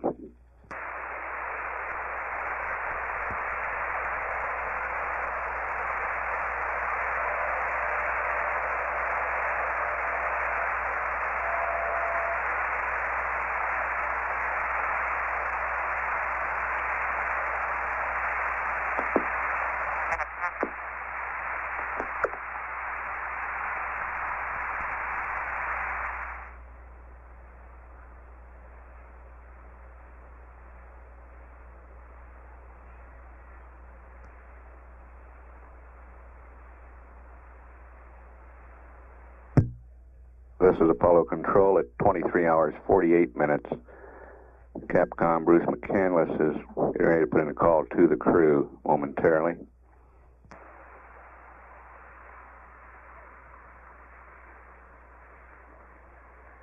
Apollo 11's distance now is 100,685 nautical miles.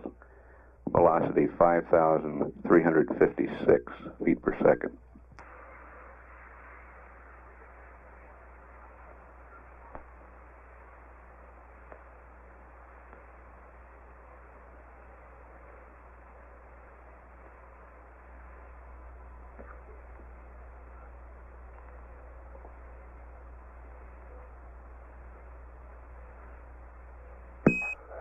Apollo 11, this is Houston, over. Roger, go ahead, Houston. Roger. Mike, we've got some comments on the performance of P-23 for today, if you got a minute to talk. He's all ears. Yeah, go ahead. Okay. For today, we'd like you on P-23 to make a trunnion bias determination prior to P-23 sightings as called out in the procedures, and also one afterwards.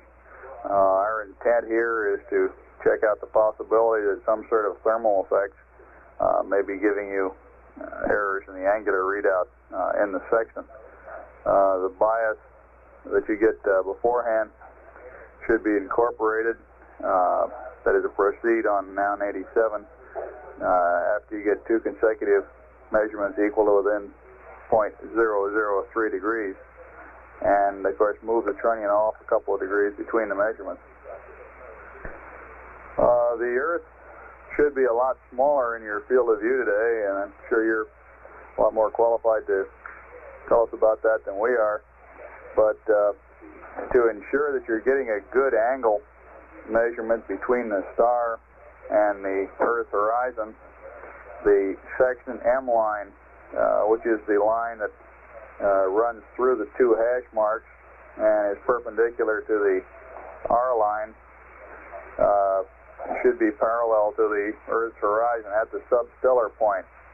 And then the actual superimposition of the star upon the horizon can be made any point in the field of view of the section above, below, or on the M line. We recommend the marks be made as rapidly as possible after the auto maneuver. If you feel that the amount of time between the auto maneuver and the time you get ready to mark is excessive, or that you don't like that auto maneuver attitude when you get ready to mark, Of course, you can use a verb 94, that's verb 94, to get you back to the flashing 51 position to redo the auto maneuver. Over.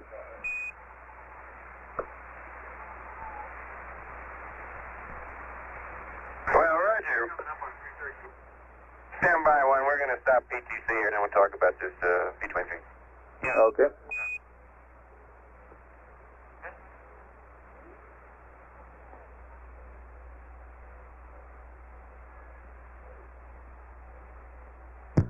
Apollo 11 is now going out of the passive thermal control mode, in which it was slowly rotating to maintain thermal balance. It's getting set up for the P23 activities. That's the mid-course navigation.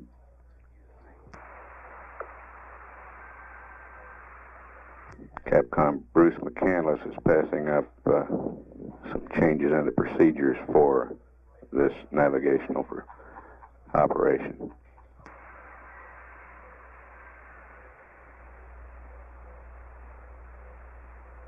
Houston, Apollo 11. Go ahead, 11.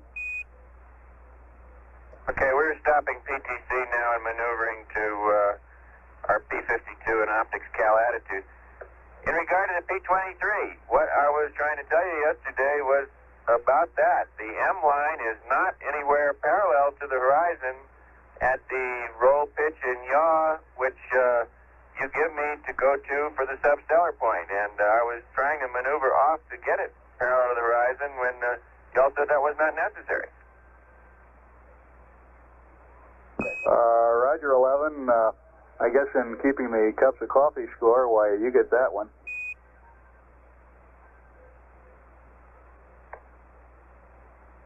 Well, okay, well, this morning let's just see how close it comes to being parallel to the M line before we start marking the first time. It appeared that the computation of those three angles was somewhat off, and that I was wasting a lot of gas by going to those three angles and then having to make large attitude changes after that to get the M line parallel, and in some cases it appeared to be just an excessive attitude required, and y'all said it wasn't needed, so I was marking in some cases with the M line not parallel.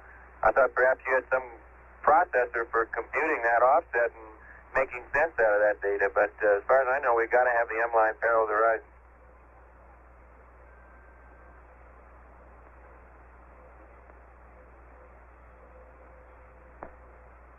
Roger, 11. We don't have that capability. We do require that the M line be parallel to the horizon in order to get a good mark. We feel that possibly the state vector information that you were using for your maneuver basis yesterday may have needed to be updated a little, and if you'll stand by a second, we'll give you an evaluation of what we feel you'll get today by the auto maneuver. Okay.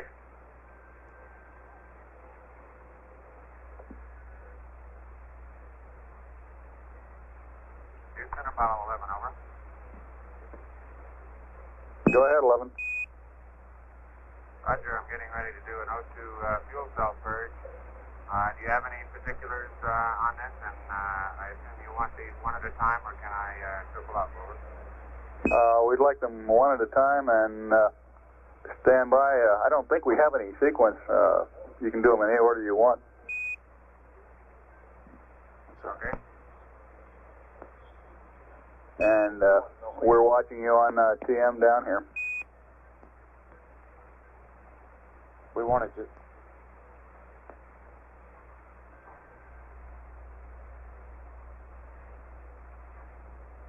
Houston, Apollo 11, you want to look at these NAN 93s before I proceed on them? Yes, please stand by a second. Okay.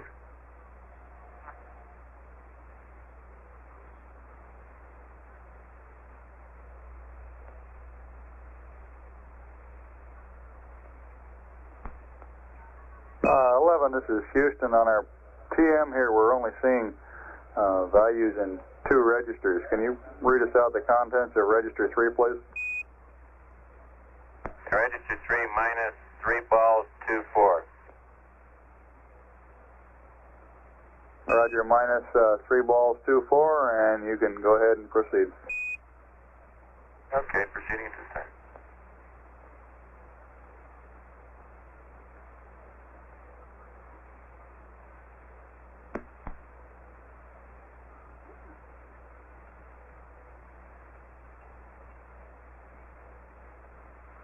Huh?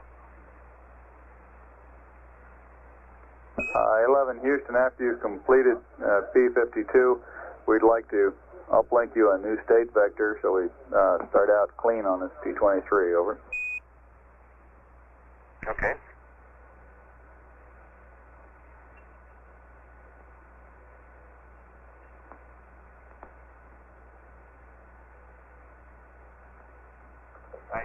You observing the higher O2 flow on fuel cell 3?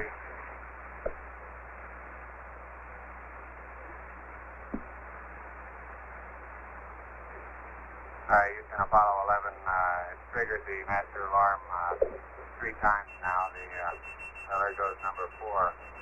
It goes up to about 1.4 and oscillates back down to about 1.1, over. Roger, we're showing 1.3 now on TM. Stand by a second.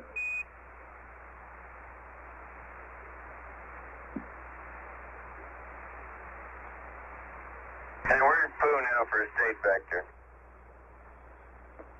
Roger, give us accept, please.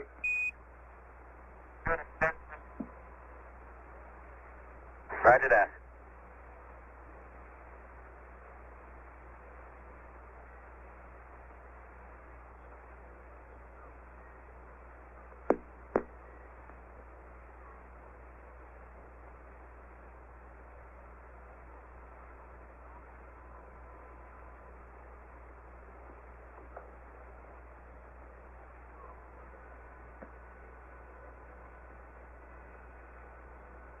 Hi, 11 Houston, on your O2 flow fuel cell 3.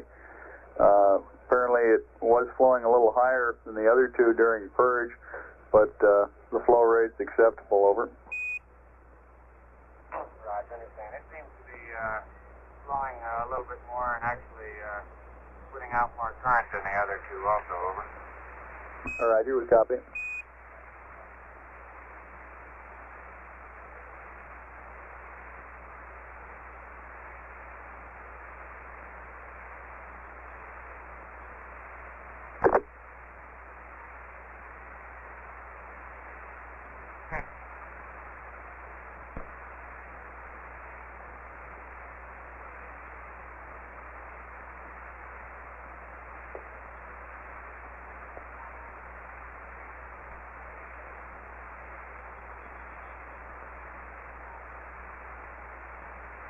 Hmm.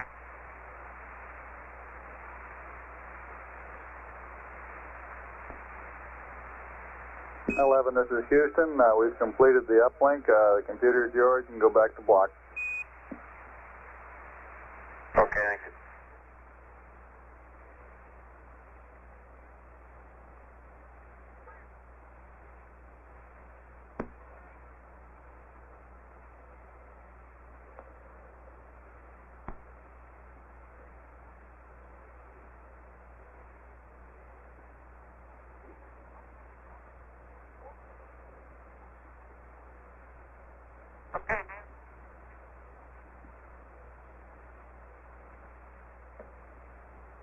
Go ahead, 11.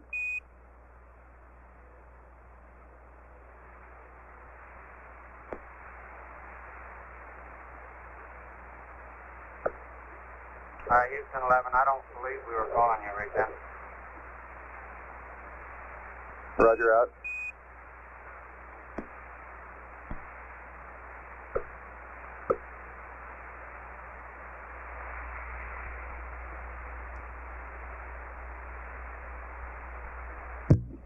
This is Apollo Control at 24 hours, 22 minutes into the mission. Apollo 11's distance from the Earth is 102,436 nautical miles. Velocity 5,288 feet per second.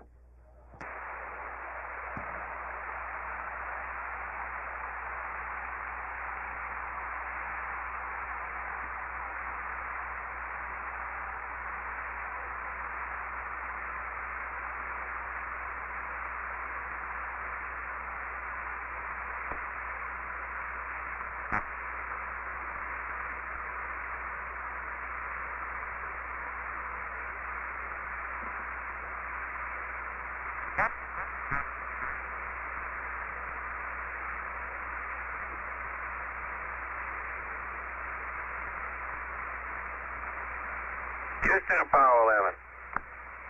Apollo 11, this is Houston. Go ahead. Raj, I'm in a good attitude here to do, I have in the section this last P-52 star. What number? Star 37. Is that all right for the optics calibration to save some gas, or do you want to go over to star 40? Star 37 will be fine for the optics calibration, and we haven't noticed VERB 66 yet after our state vector uplink. Over. Okay. When you move on into P23, we recommend that you use the CMC computed angles for your auto maneuver and see how that works out. If it doesn't bring you up with the M line parallel to the horizon at the substellar point, we'll see if we can get you some ground computed angles. I guess the big thing here is to make sure that the M line is parallel at the substellar point so we get a good angular measurement. Over. Yeah, I believe. Roger, roger. Yeah.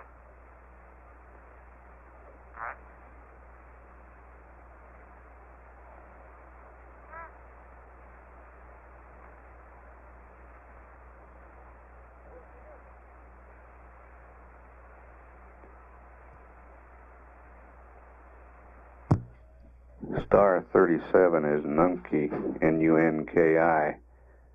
Apollo 11 is on program 52, which is realignment of the platform prior to beginning the cislunar navigation operation.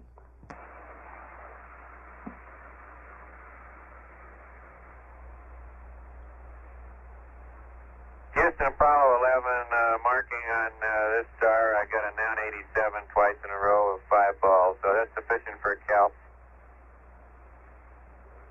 That's certainly very sufficient. Okay. Now I'm going to go to Pooh, and I'm going to take your 3 angles and do a VERB 49 maneuver to your substellar point, okay? Okay, we recommend that for the first star, since we gave you a new state vector, we'd like to try the CMC computed angles for the auto maneuver. Okay.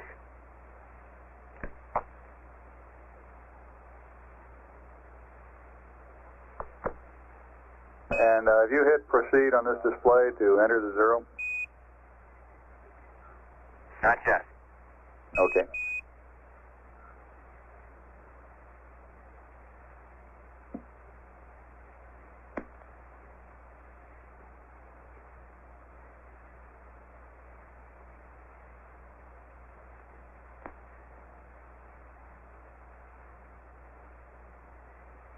Okay.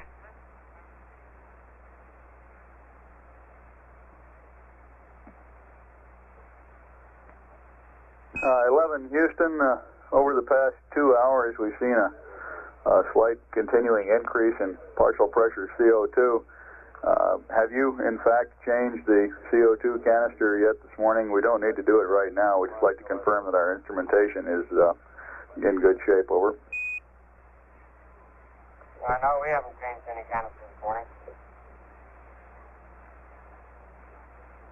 Okay. Then I guess we can plan on accomplishing that after P23 is over and you got the LAB clear. right.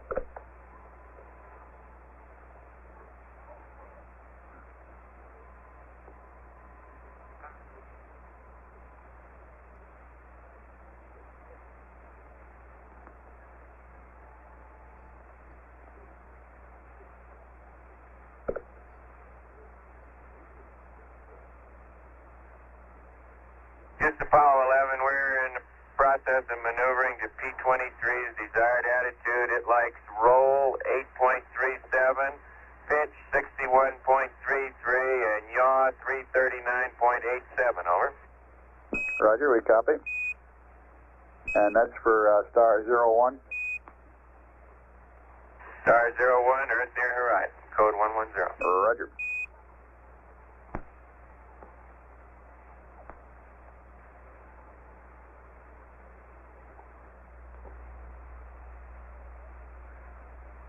Houston, Apollo 11, on this star, the auto maneuver worked just fine. I'm right at the substellar point. Everything looks beautiful, except there's no star in sight. It's just not visible.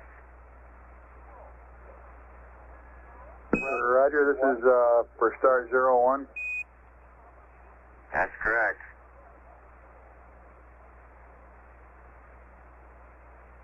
You're not getting any reflections or anything like that would obscure your vision, are you?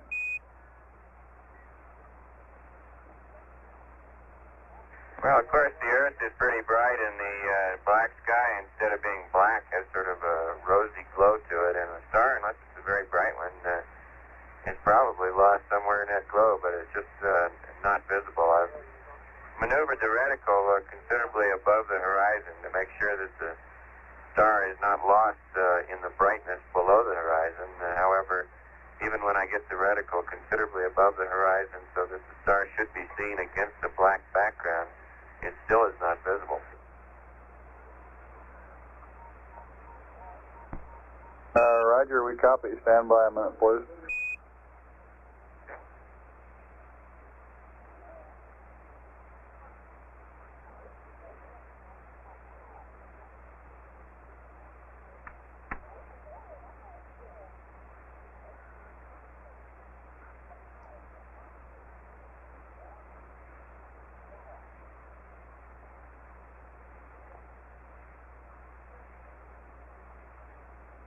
Uh, 11, this is Houston. Can you read us the shaft and trunnion angle off the counters?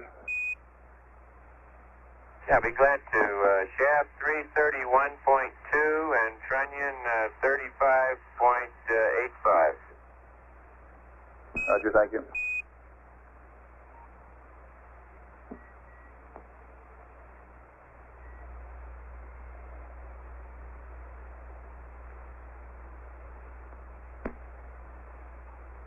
It's really a fantastic sight through that section. A minute ago during that auto maneuver, the reticle swept across the Mediterranean. You could see all of North Africa absolutely clear, all of Portugal, Spain, southern France, all of Italy absolutely clear. It was just a beautiful sight.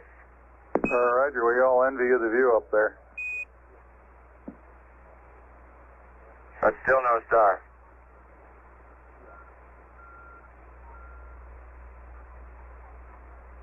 .11, this is Houston, over. Go ahead, Bruce. Roger. On our ground computers, we confirm the shaft and trunnion angle that you have as being pointed at the star. However, it looks as though that shaft and trunnion angle is also pointing into the structure of the LEM, so that while you would be getting the Earth horizon, the star LOS is obscured by the LEM. We recommend an auto maneuver to the attitudes and the pen and ink into the flight plan. Roll 177.2, pitch 298.2, and yaw 330.0. Over. Okay, fine. I'll try that.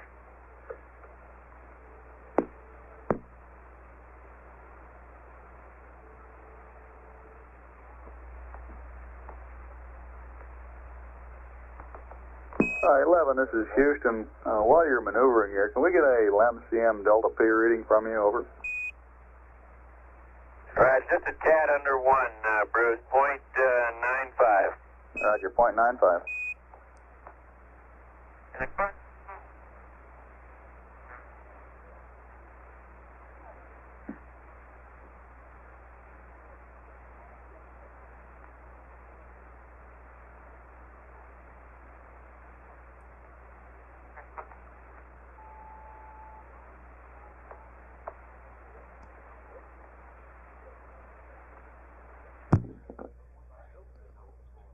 Apollo control, that reading was the difference in pressure between the lunar module cabin and the command module cabin.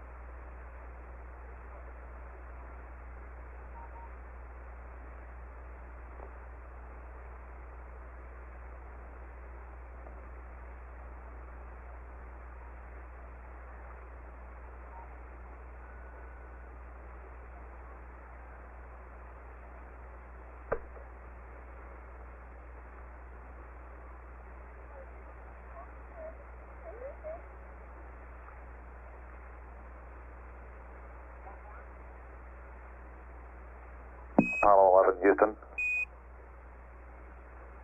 Go ahead. Is the commander aboard?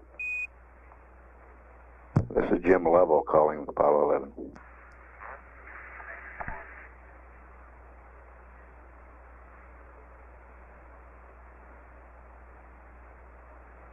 Roger, the commander aboard. I was a little worried. This is the backup commander, still standing by. You haven't given me the word yet. How you go? You've lost your chance to take this one, Jim. Okay, I concede.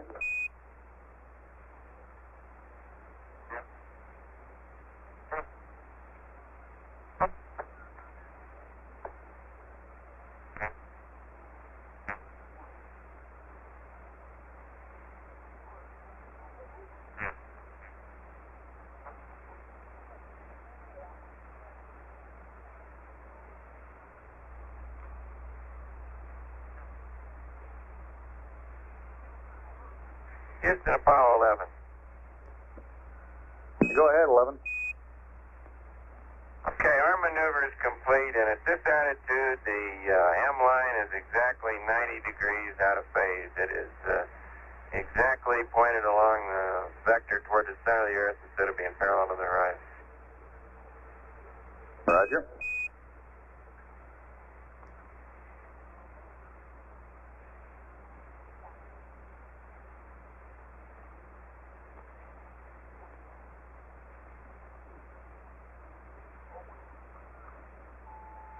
So I'm going to hold right here for your next suggestion. Roger.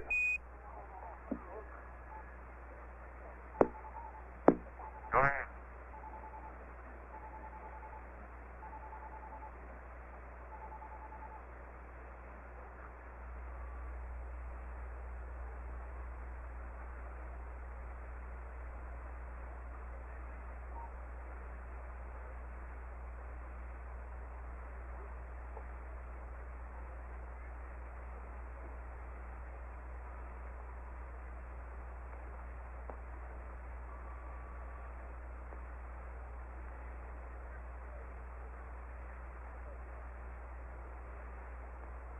Okay, Houston, it appears to be okay now. We've changed our attitude slightly, and I have the star, and I'm maneuvering to get the M line parallel.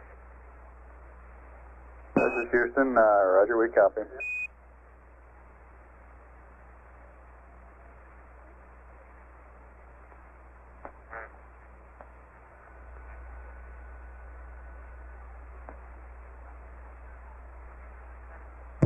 This is Apollo control at 25 hours, 20 minutes. Apollo 11. And you... All right, stand by one.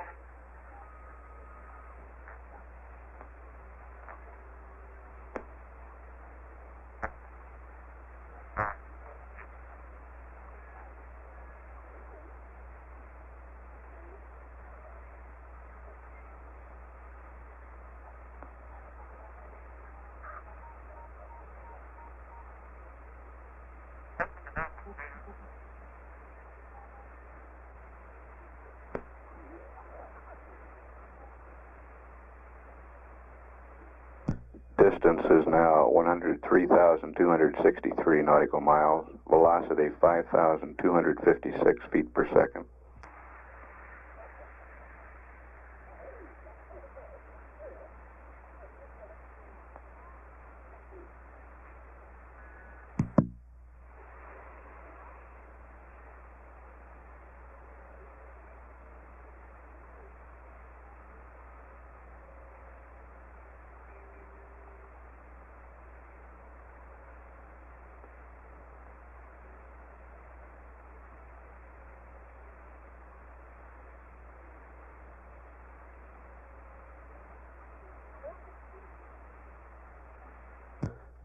This Apollo control, belay that last announcement. Those figures are not based on the proper ground elapsed time. This display is static. We don't have the present numbers.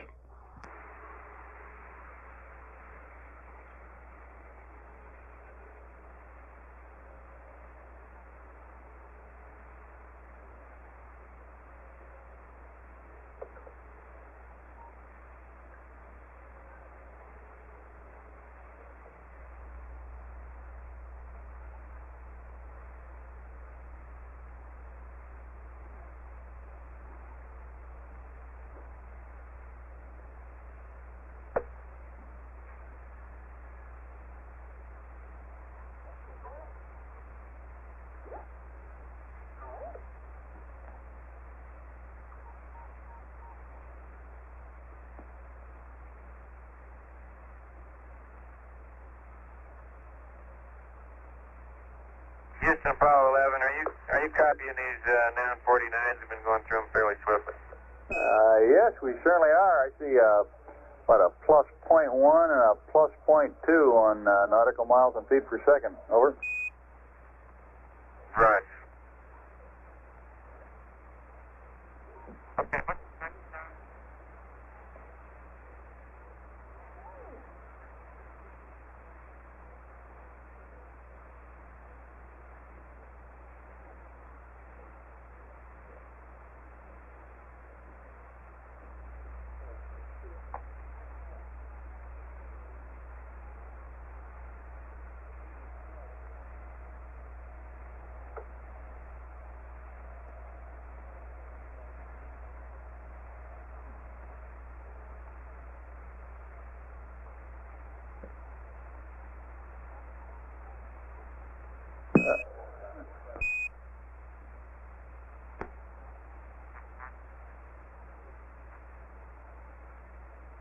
Eleven, this is Houston, over.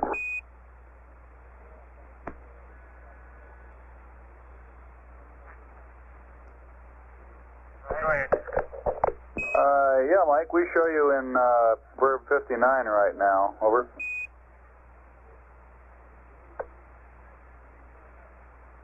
That's right. I haven't entered. I gave it back to the computer for a second. I put the mode switch from manual back to CMC while I fooled with a diskey, and the computer drove the star off out of sight.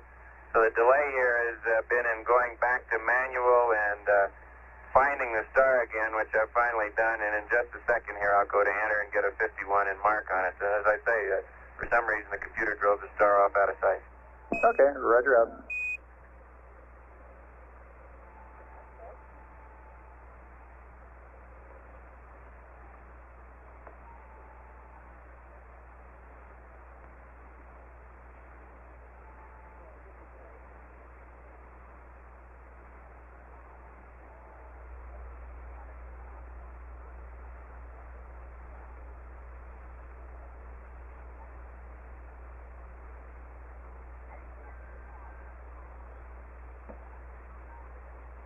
Apollo 11, this is Houston, over.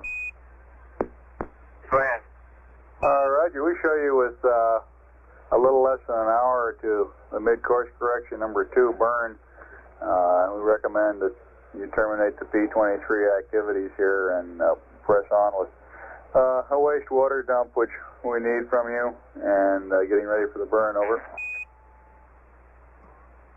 Okay. And I have your mid-course correction number 2 pad here when you're ready to copy. Stand by.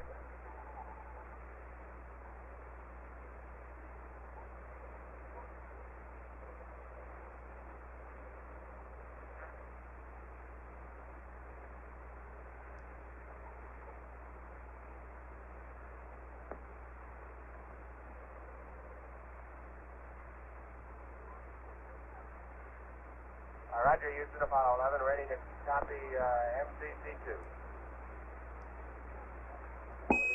Apollo 11, this is Houston. Midcourse correction number 2, SPS GNN 63059er plus 097 minus 020.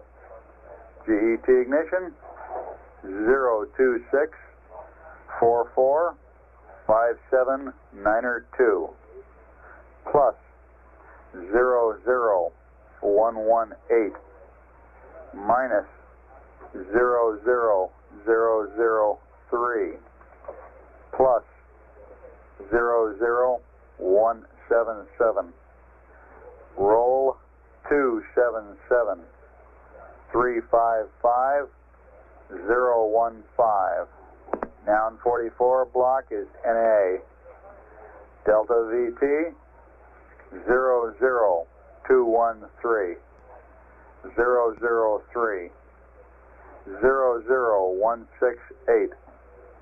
Sexton star 30 2082 370. The rest of the pad is NA. GDC align Vega and Deneb. Roll align 007 144 068. No ullage. Lem weight 33302. And for your information, your heads will be pointed roughly towards the earth in this burn. Read back over.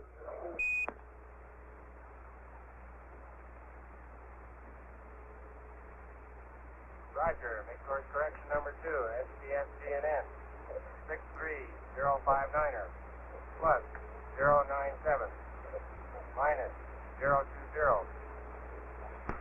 026 44579er2 plus 00118 minus 00003 plus 00177 277. You're still copying, Houston, over. Roger, still copying. Go ahead.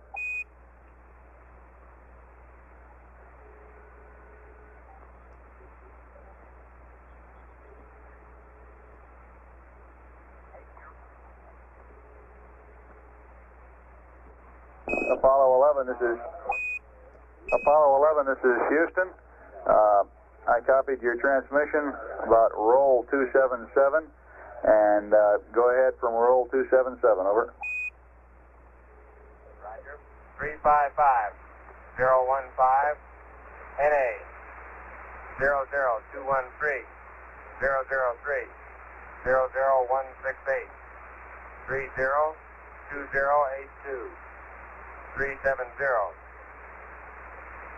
Vega and Deneb 007 144 068. No ullage. Lem weight 33302. Head toward the earth. Over. 11, this is Houston. Read back correct. Out.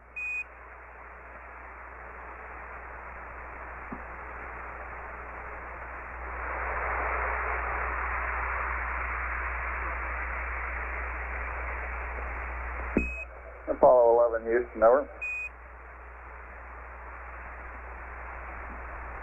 Go ahead, Houston, Apollo 11. Roger, we'd like you to terminate battery A charge at GET 26 hours and reinitiate battery A charge after midcourse correction 2, over. Apollo 11, roger. Roger out.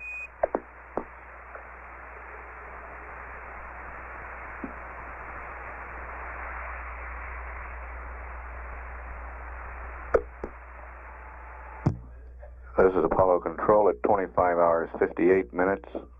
Apollo 11's distance is now 107,224 nautical miles.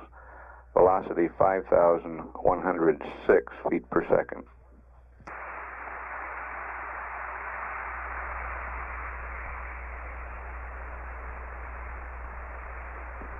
11, this is Houston, over. Go ahead.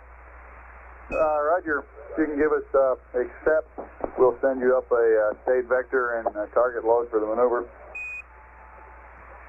Okay, give us 1 minute to check the B-23 damage. Sure thing.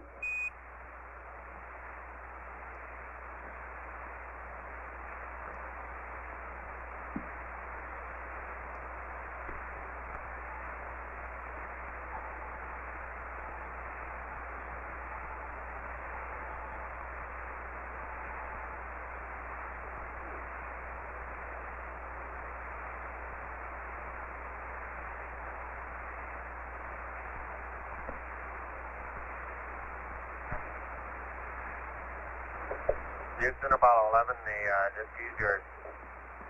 Houston, roger that.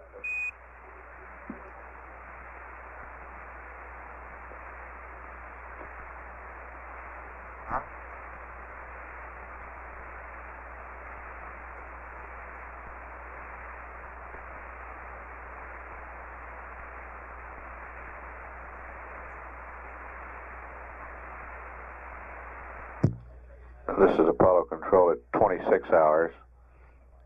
The ignition time for this mid-course correction will be 26 hours, 44 minutes, 57 seconds, about 44 minutes from now.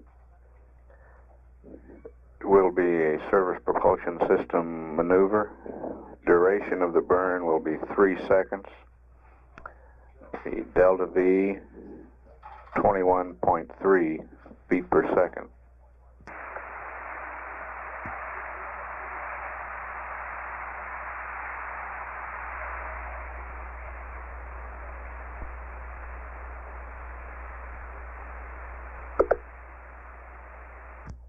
This mid-course maneuver should reduce the pericynthion of Apollo 11's trajectory from the present 175 nautical miles to 60 nautical miles.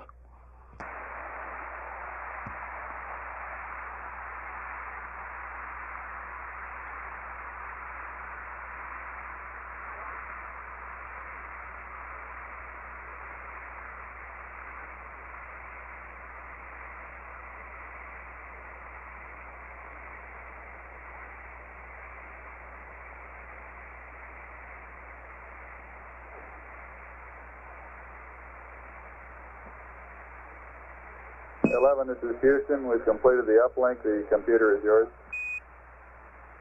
Thank you.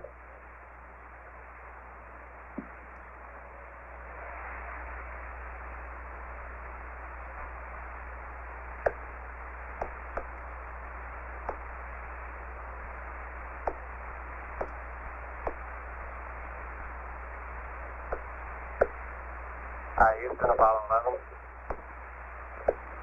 Apollo 11, this is Houston, over.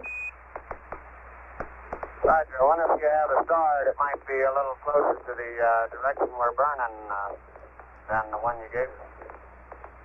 Roger, we're going to rework the attitude and the section star for you in order to improve the high gain antenna coverage, and we'll have that for you in a few seconds. Well, fine, we're already maneuvering to that attitude. Roger.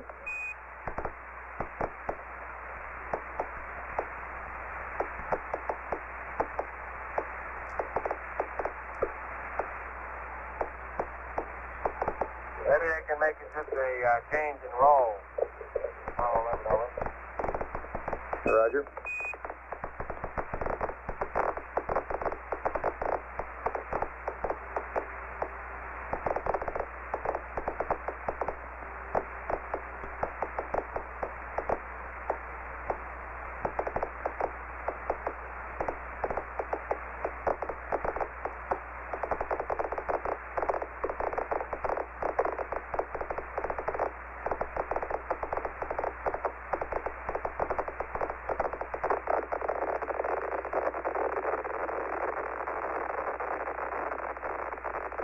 11, this is Houston, over. Go ahead. Roger.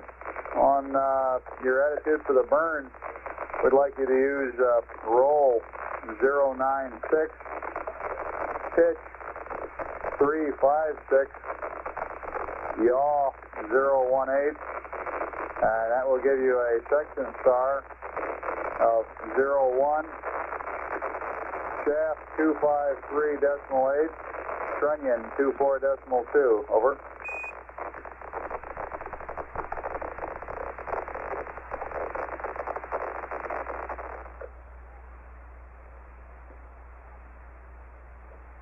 Houston, Apollo 11, how do you read on Omni 8? Roger, loud and clear, 11. Okay, we'll stay on Omni 8 for a while here. Okay, I got all your readback except the value for trunnion, and if it's 242, confirm, please. Roger, 242. Okay.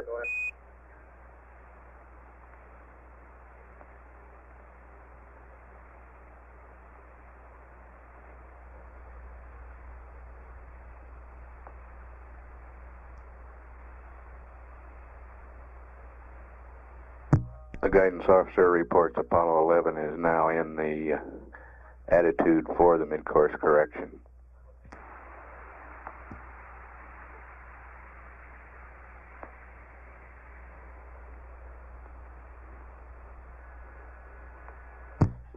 This is Apollo Control at 26 hours 27 minutes.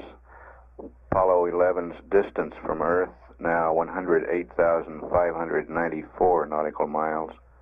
Velocity 5,057 feet per second. We're about 17 and a half minutes away from the mid-course correction.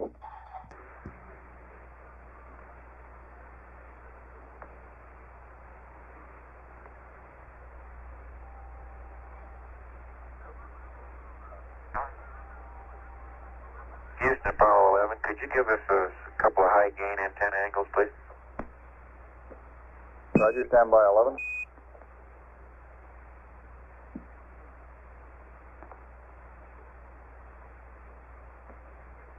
Roger, 11, pitch minus 35, yaw 0, over. Thank you.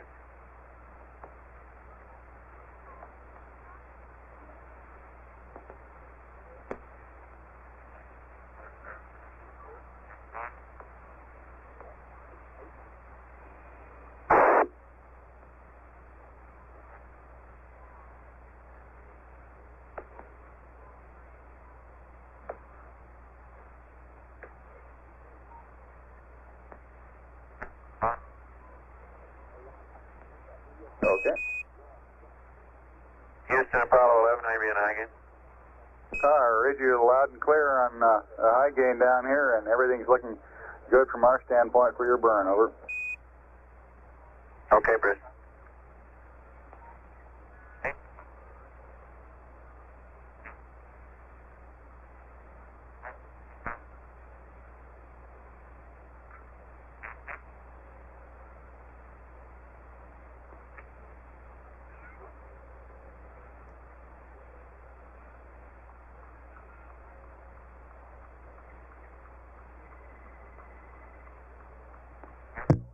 This is Apollo Control at 26 hours 40 minutes.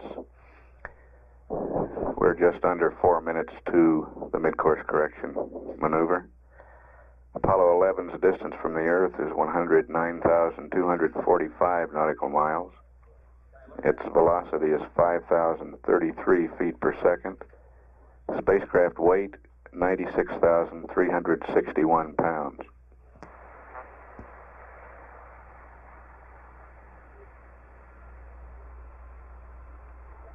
Houston, burn complete. Are you copying our residuals? Affirmative.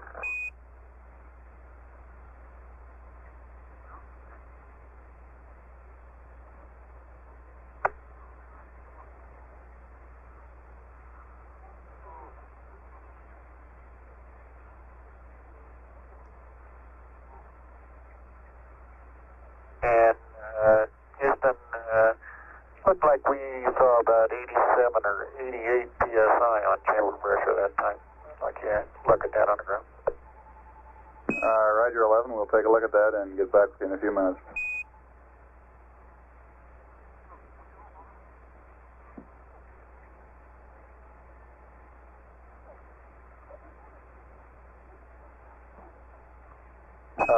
Houston, on our real-time telemetry, we saw 95 to 97 psi on chamber pressure. We will look at the recordings down here, though, and get back with you again, over. Okay, thank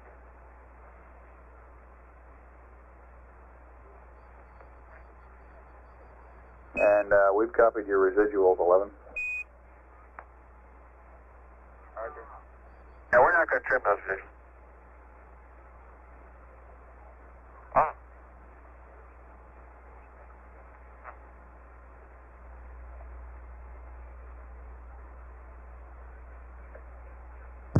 This is Apollo Control. That was a good burn. The residuals were in the order of a foot a second or less, and will not be trimmed.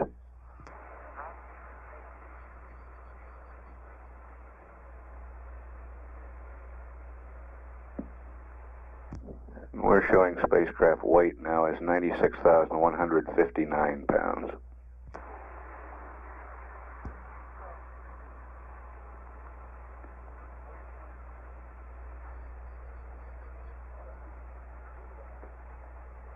Hi, 11 Houston. Could we get your Delta V counter reading, please, from this burn? Minus 3.8. Minus 2.8? 3.8. Roger, copy, minus 3.8.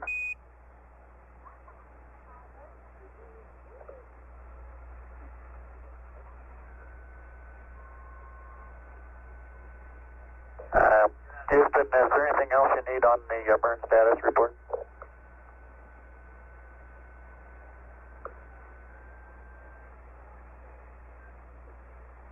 This is Houston, negative 11.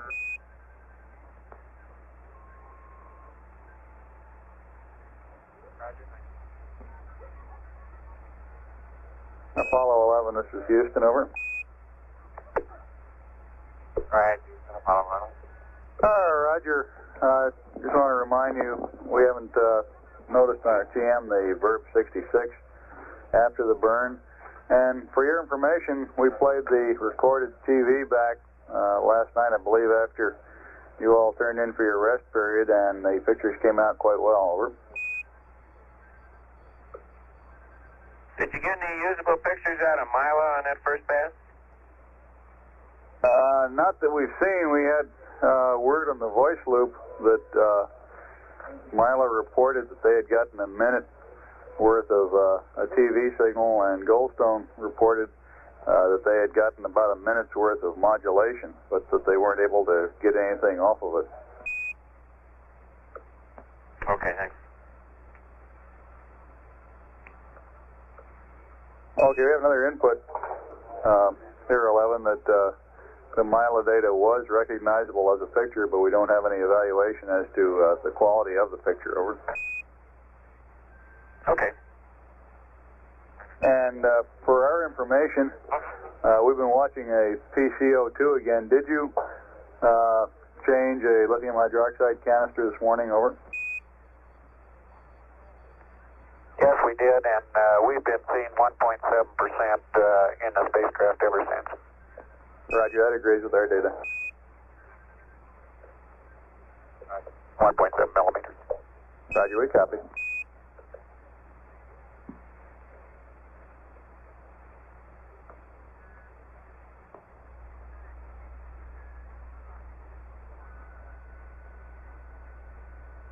Houston, Apollo 11, we're starting our maneuver to PTC attitude.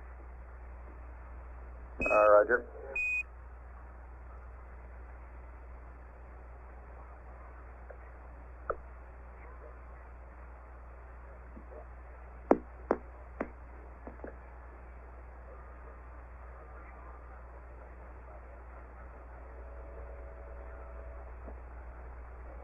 Hey, 11, this is Houston, over.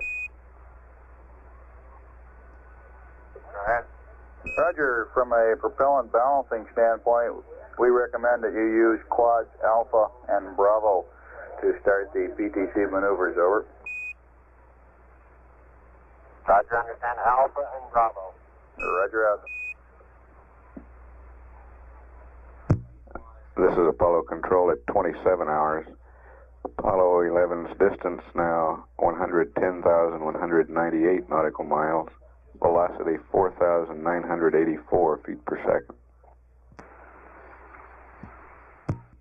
This is Apollo Control at 27 hours. Apollo 11's distance now 110,198 nautical miles. Velocity 4,984 feet per second. 11, this is Houston, over. Go ahead, Houston. Roger, for cryo balancing purposes, we'd like you to turn the heater in oxygen tank number 1 off at this time, over. Okay, stand by. Everything else in the cryo system remains the same. Okay.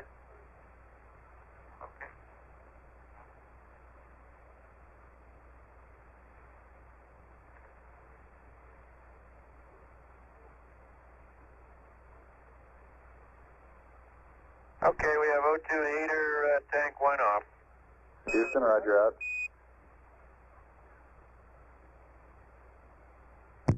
This is Apollo Control at 27 hours, 7 minutes. The crew is now in the process. Today, is he happy with all those good things? Oh, ECOM is happy, and after you get PTC set up, we've got a little procedure from ECOM here to check out the O2 flow and the O2 flow sensor and your cabin enrichment, over. Okay.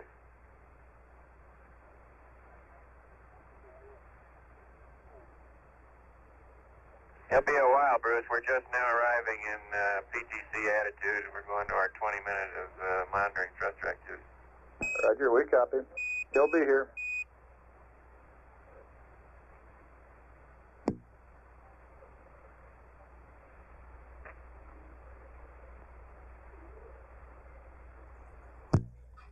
This is Apollo Control. The passive thermal control being reestablished by Apollo 11 is at the rate of 0.3 of a degree per second, which would be 3 rotations per hour.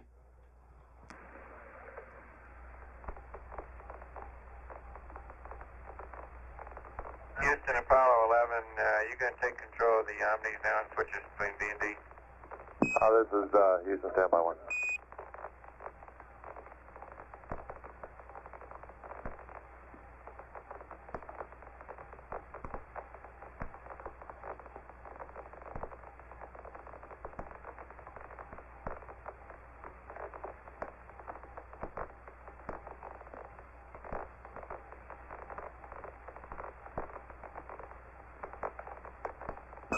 Houston.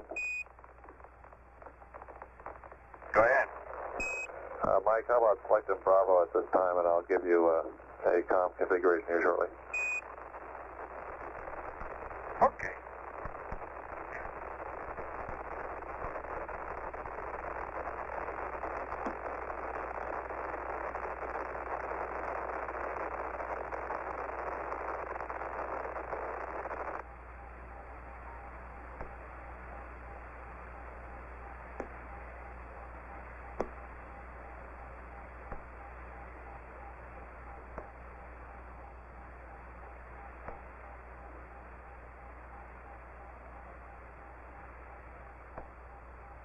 That PTC sure worked well last night. Outstanding.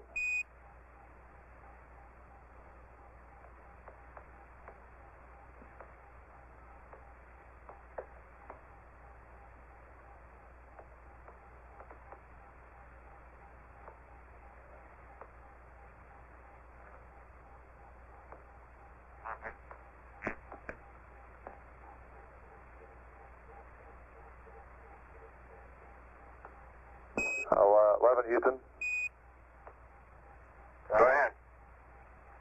Okay, well, for the comm situation, have S-band antenna Omni A and Bravo, S-band antenna Omni to Omni, high gain track to manual. And the pitch is minus 50 and yaw is 270. You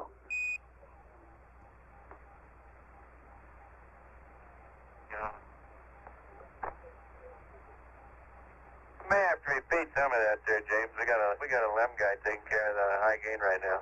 Yeah, and he's eyeballing the earth. He's got his head out the window. I understand. I had trouble on 12 with them too. Say again what you'd like. Okay, the S-band antenna Omni A switch to Bravo, which you have now, and S-band antenna Omni to the Omni position, and the high gain track to the manual position. Manual? And the pitch and yaw angles are minus 50 for pitch and yaw is 270. Minus 50, 270.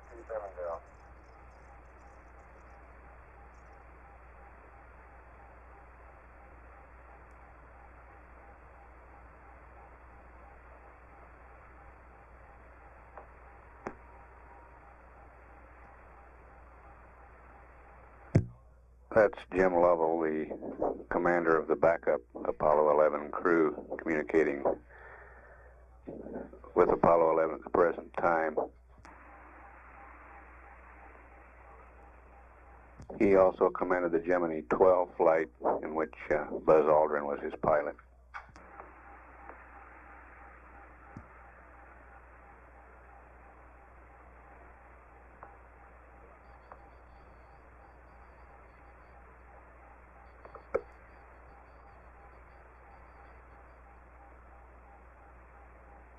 Jim, I'm looking through the monocular now, and I just the coin expression this view is just out of this world.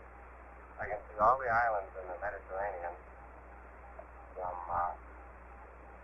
larger and smaller islands of Majorca, Sardinia, Corsica, a little haze over the upper Italian peninsula. Cumulus clouds out over Greece. Sun setting on the eastern Mediterranean now. British Isles, definitely a greener color than the brownish green that we have in the islands of the peninsula of Spain. Roger, understand that the northern African Mediterranean area is fairly clear today, huh? Right. Yeah, we see a bunch of roads with cars driving up and down, too. Do you find that the monocular is any good to you, Buzz?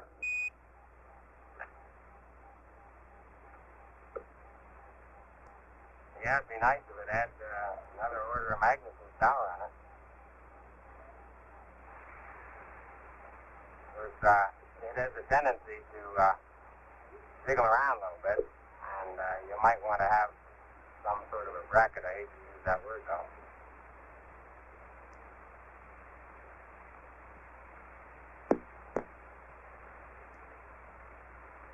Got an anticyclone going in the southern hemisphere, southeast of Brazil, and well, the diameter of it must be over 2,000 miles across. How does the weather look up in the southern part of the Western Hemisphere, or up in the United States area?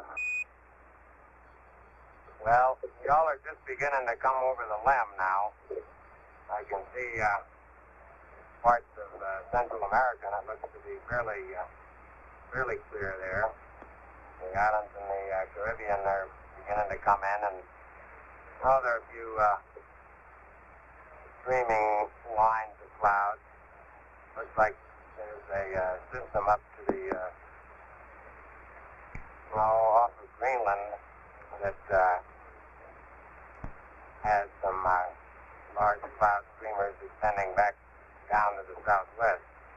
The east coast of the U.S. is just coming into view now, and it doesn't look too bad as I can see right now.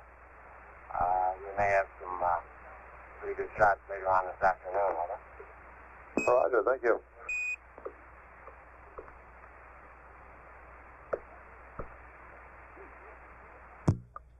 That was Buzz Aldrin giving the description of what he could see on the Earth. The backup lunar module pilot, Fred Hayes, is also in the control center at the present time.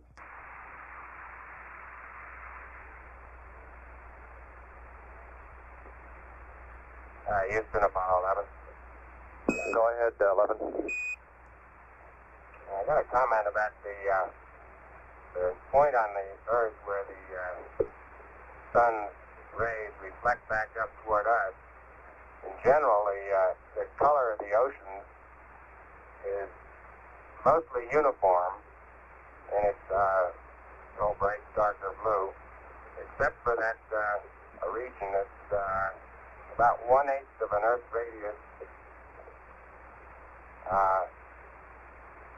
in diameter. In this circular area, the blue of the water turns a grayish color, and I'm sure that's where the sun's rays are being reflected back on up toward us. Over. Roger, Buzz. We noticed the same thing. It's very similar to looking at a light shining on a something like a billiard ball or a bowling ball. You get this bright spot, and the blue of the water then turns into sort of a grayish color. Yeah, is there a Navy term for that?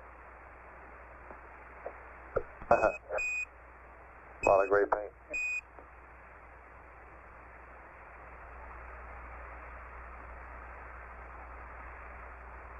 Uh, 11 Houston. Go ahead, Houston. Mike, are you satisfied with P-23 now?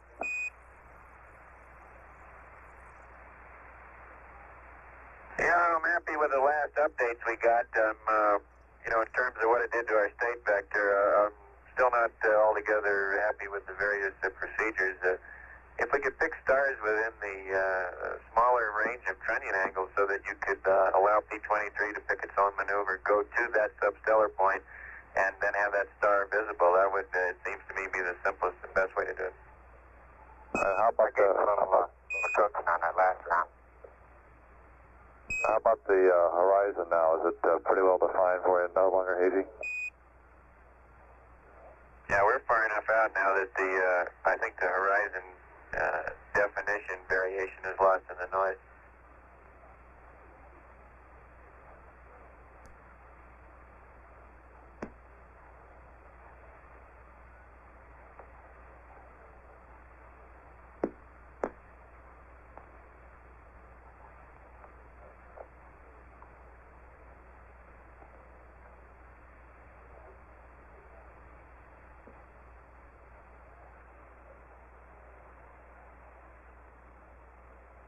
Hey, Tim.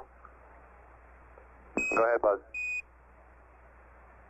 Looks like the best way to get a good steady view through the binocular is to just steady it out and let it float right in front of your eye, and then you kind of float up next to it so that you're not touching it at all. It has a very slow drift, but you get a better, steadier view that way. Sounds good.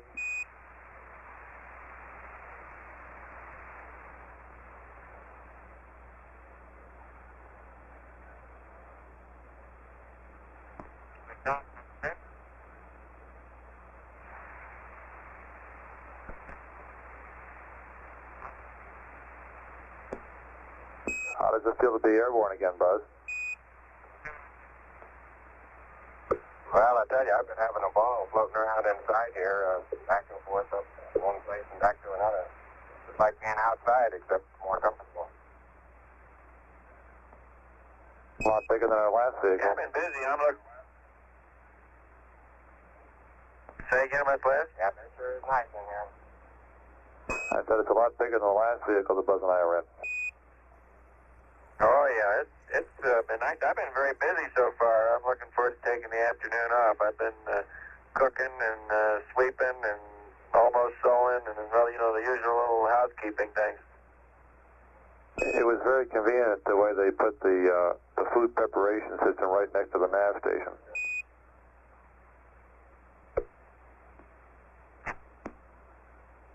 Everything's right next to everything in this vehicle. You notice where the waste management is.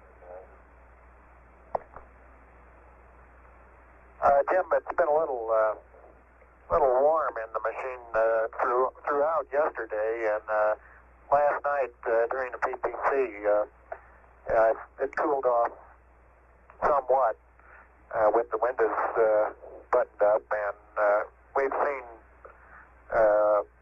seat temperatures of about the high 40s and cabin temperatures in the low 60s, but this seems to be still a little bit on the warm side.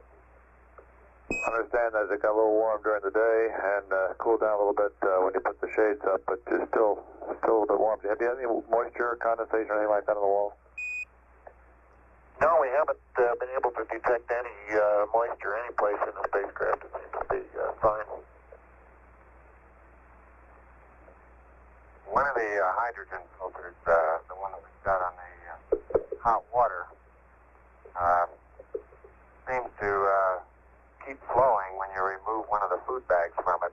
Its flow rate is quite small, right near the end of the 1 ounce. And that contributes a little bit of moisture to the atmosphere. Yeah, I think on that hydrogen thing, it's, I'm not sure, but I think it's a back pressure problem. If the thing sees any back pressure at all, like when the bag is attached, well, the flow rate will slowly decrease to where it's almost zero, and you wait for that last ounce. You think you have it. You remove the bag, and then you very rapidly thereafter see maybe a glob the size of a dime or a quarter come out and just hang there. That appears to be true even though the opening into the bag is not restricted. I understand. In general, things to do quite a good job, especially on the gun, and removing a lot of the hydrogen bubbles. The water temperature's been good. Are you getting hot water? Yeah, it seems reasonably warm. So we made 3 cups of coffee today.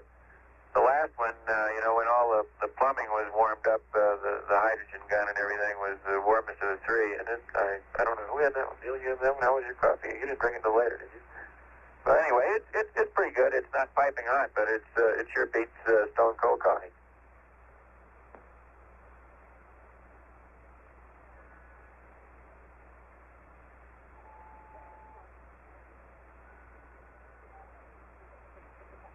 Jim, we've been sitting here a little over 20 minutes now. How does the thruster firing activity look? Are you ready to go on with this PTC? Right, stand by. We're all set to go, Mike. Okay, I'll press on it.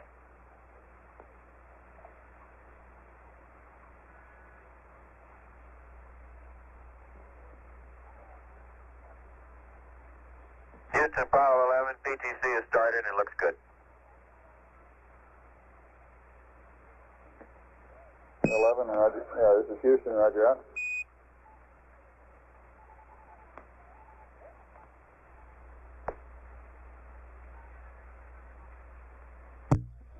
This is Apollo Control at 27 hours, 46 minutes.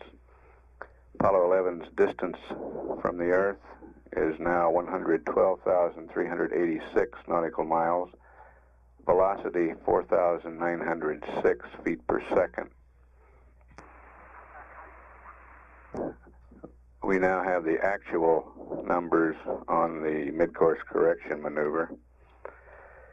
Ignition time was 26 hours, 44 minutes, 57.92 seconds. Duration of the burn was 2.91 seconds. Delta V 20.9 feet per second.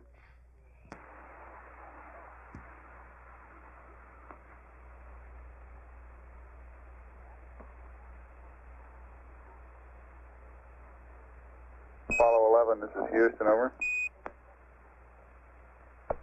Go ahead, Houston. Roger, if you're free for a couple of minutes, we have a procedure here that will let us verify the O2 flow transducer and at the same time get some more of our cabin enrichment out of the way, over. Stand by.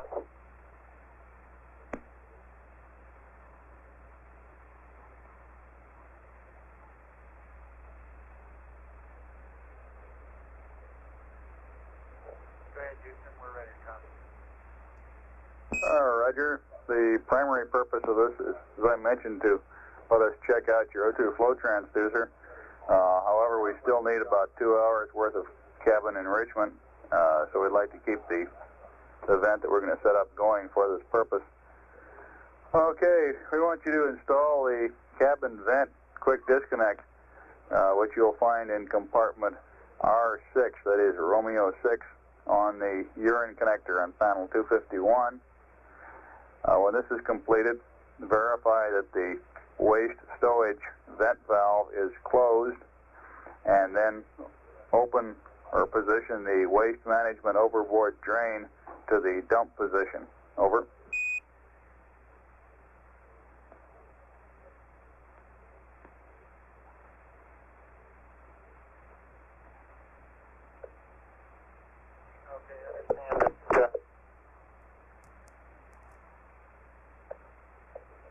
Install the cabin quick disconnect out of R6 on the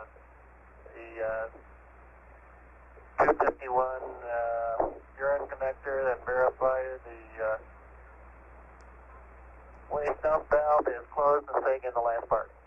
Roger, and then put the waste management overboard drain valve into the dump position. Over.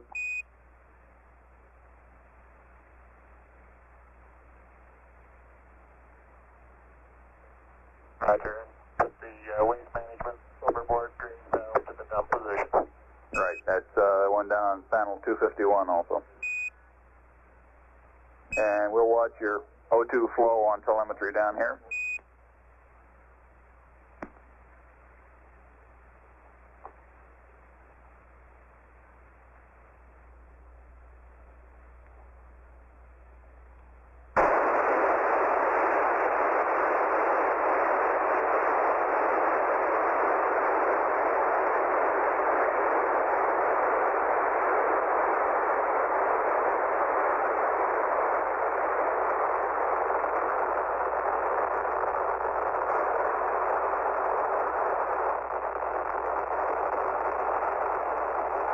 Okay, Houston, that configuration is set up. 11, this is Houston. Say again, please. You do have the O2 flow transducer checkout set up accomplished. Okay, understand you have opened the drain valve this time. That's firm. It's in zone. Roger, we're not getting telemetry data from you right now due to low signal strength. There it comes back. I expect it'll probably take us anywhere from 15 minutes to half an hour to see an increase in O2 flow due to the size of the cabin versus the small size of the drain. Over. All right.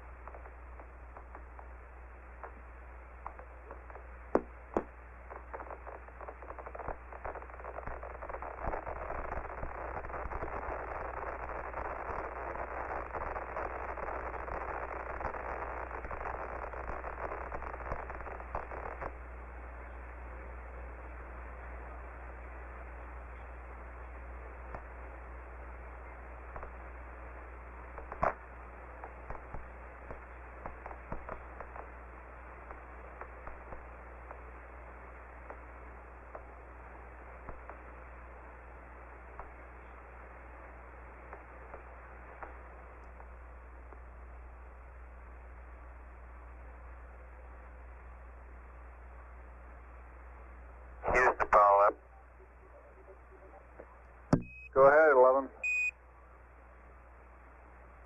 Right, I've got the world in my window for change, and looking at it through the binoculars, it's really something. I wish I could describe it properly, but the weather's very good. South America is coming around into view. I can see on the what appears to me to be upper horizon a point that must be just about Seattle, Washington, and then from there I can see all the way down to the southern tip, Tierra del Fuego, and the southern tip of the continent. Roger, it sounds like you got a beautiful view up there. Absolutely fantastic. I hope the pictures come out. We're rotating around where it's going out of view again. That's Mike Collins talking. I'll pick it up in a second. Sounds like one of these rotating restaurants.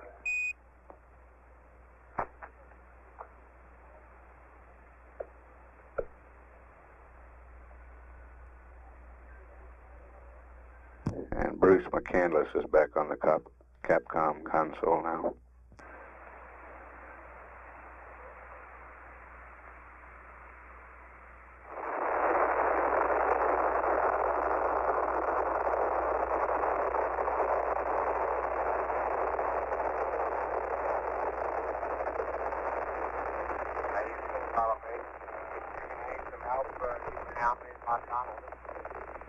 Apollo 11, this is Houston. Negative. We had a command computer at the Madrid site go down. We had to switch over to Ascension temporarily. We're now back remoting through Madrid, and the computer is back, and we're ready to resume control of your Omnis and full communication. Over. Okay, you've got it. Okay, one thing that we did miss in the dropout in the noise here is your LEM-CM Delta P reading for about 28 hours GET, over.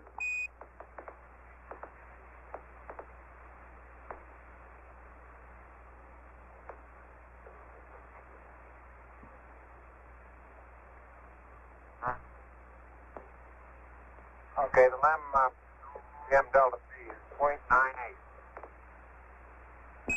Roger, 0.98, and what have you been reading for O2 flow on your onboard gauge, over? Well, right now, after we put that gadget in, we got about 0.35. Before that, we were reading on scale low. I think ours is relatively correct, at least when time comes for the water accumulators to kick in for 10 seconds, where it goes on up to about 0.75, 0.8, something like that. This is Houston, roger out.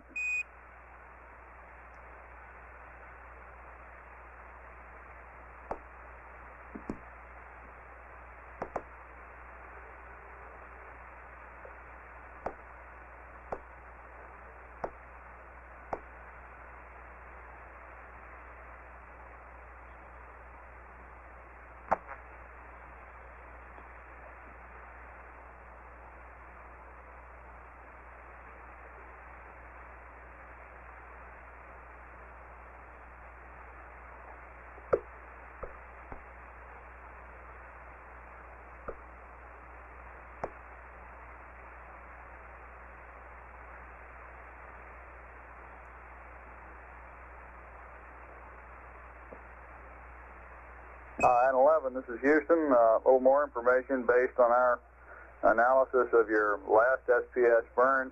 It looks like you got a good solid burn there. We show 94 psi chamber pressure, and it looks like the SPS is definitely go, over.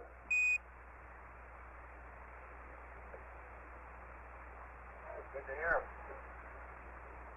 Roger, we thought you'd feel that way about it.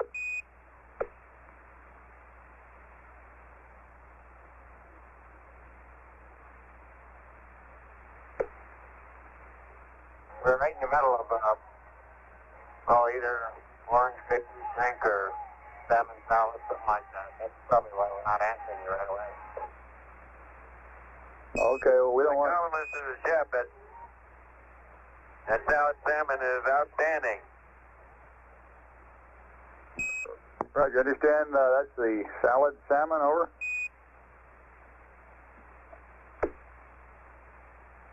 Something like that. Salmon salad. There we go, okay, the salmon salad, very good. Okay, we're coming up on a water accumulator activity, and it's going on up to 0.85, about 0.95, and it reached the peak there and then gradually drops back on down at 0.6 now, 0.4, and it looks like it's pretty well leveling off back down at 0.35, over. Roger, we're copying that.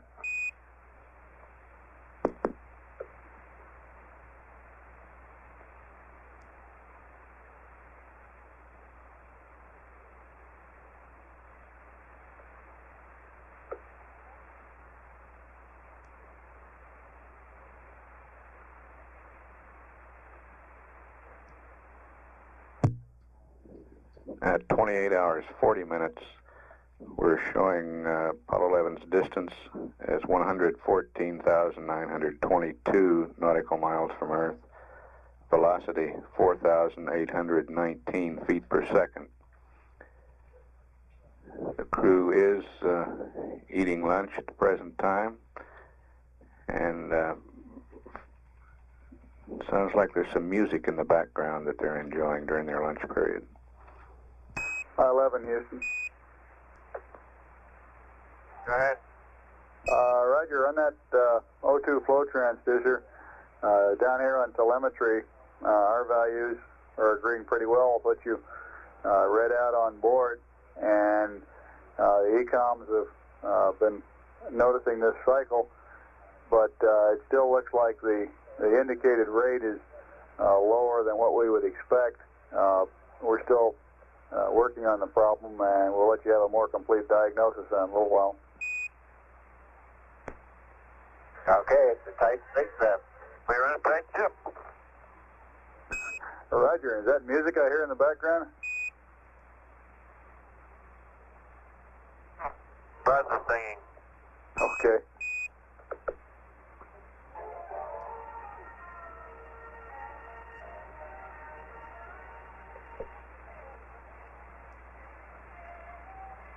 Pass me the sausage, man. Huh? Huh?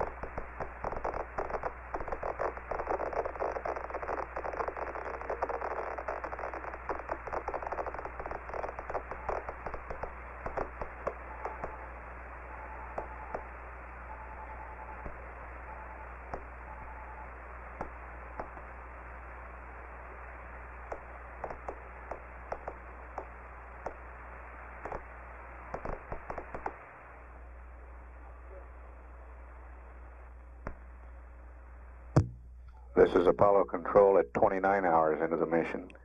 Apollo 11's distance from Earth is now 115,837 nautical miles. Velocity 4,788 feet per second. Spacecraft weight 96,117 pounds.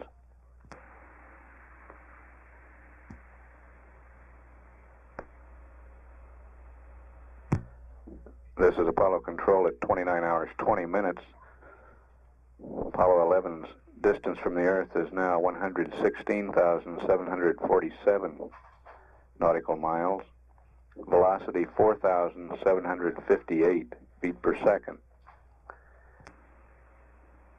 One of the clocks in the control center is now displaying the time to landing, the landing time being based on the time in the flight plan.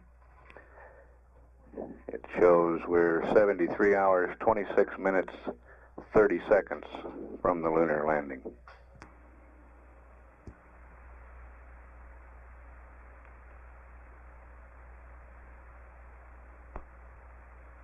Apollo 11, this is Houston, over. Go ahead, Houston. Roger 11, we've been watching your activity on the Disky there, and by selecting another major program with a Verb 37 enter and all that,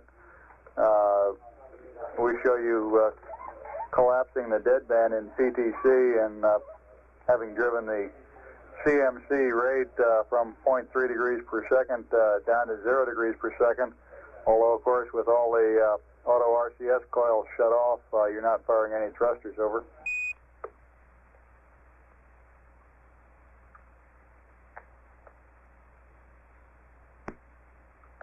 Okay, what do you recommend? Well, you just continue in your present configuration in PTC. However, if you go to turn any thrusters on, the CMC would then try to bring you into an attitude hold position rather than continuing with PTC, over. Roger, I understand. Oh, okay.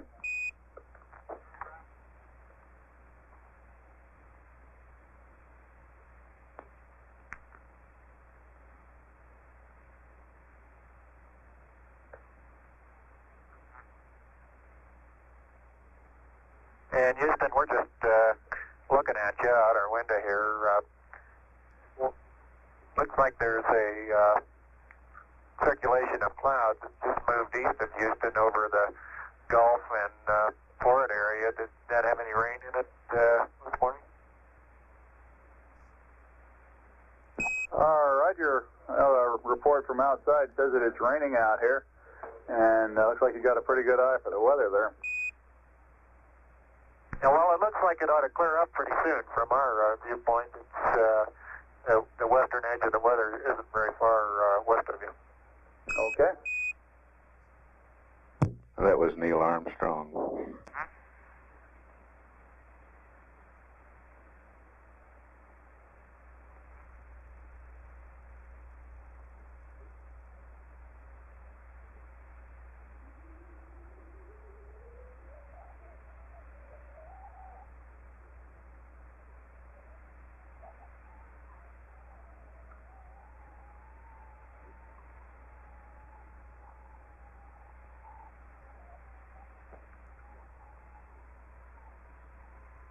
Apollo 11, this is Houston, over. Go ahead, Houston. 11, this is Houston. As a result of our venting through the waste management drain, why we've concluded that your O2 flow rate sensor is in fact malfunctioning. I mentioned when you talked us through the cyclic water accumulator dump that even though it was moving up and indicating a higher flow rate, it didn't seem to be indicating a flow rate that's high enough. And based on that and the flow that we're getting right now, we've concluded that the transducer is malfunctioning. We'd like to continue the O2 flow for about another hour shutting it off at about 31 hours GET to get the O2 concentration in the vehicles up to where it'll be acceptable for a limb checkout. Over. Okay, does it look to you like it just has a bias on it?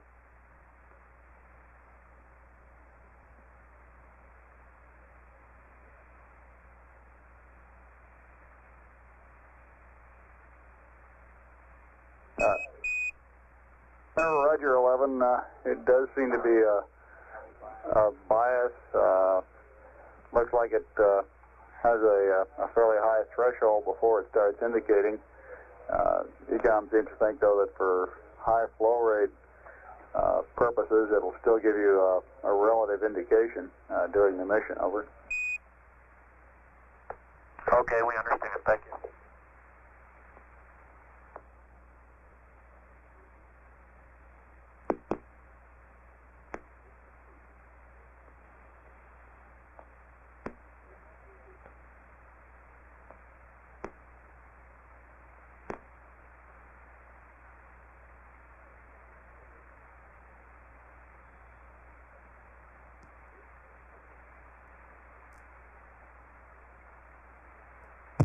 This is Apollo Control at 30 hours into the mission. Apollo 11's distance from Earth is 105,853 nautical miles. Velocity 4,233 feet per second.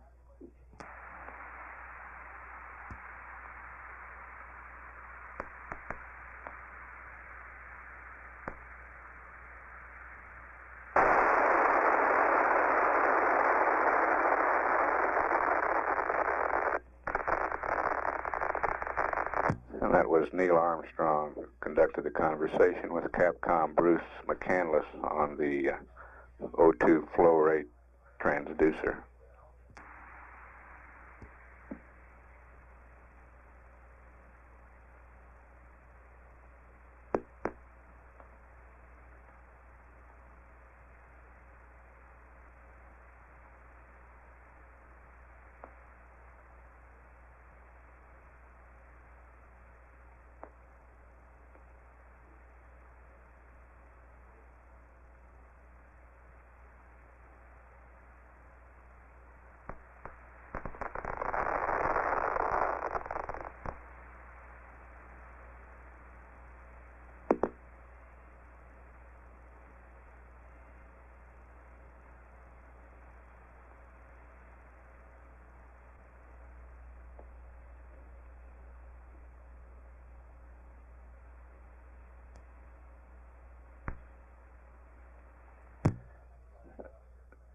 This is Apollo Control. We have a correction on those last distances and velocities. That distance and velocity is in reference to the moon instead of the Earth. To the moon, Apollo 11's distance from the moon is 105,729 nautical miles at the present time. Velocity in reference to the moon, 4,230 feet per second.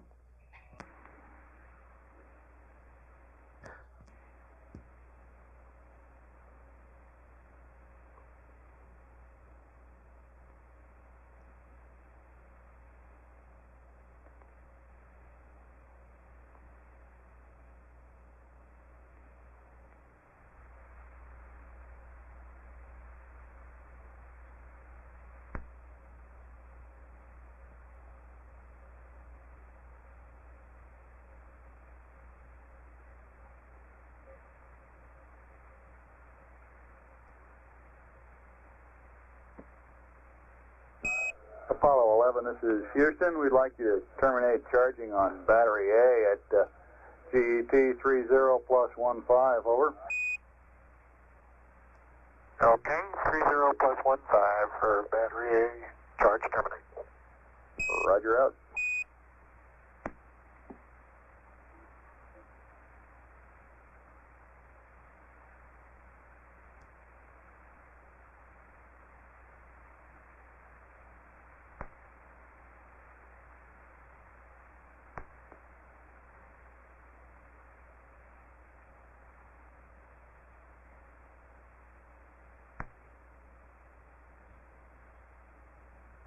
This is Apollo Control. Apollo 11's distance from the Earth is 119,116 nautical miles.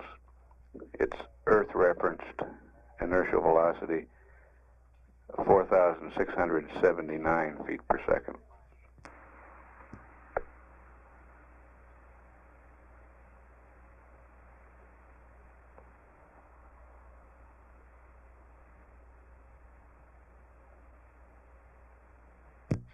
This is Apollo Control.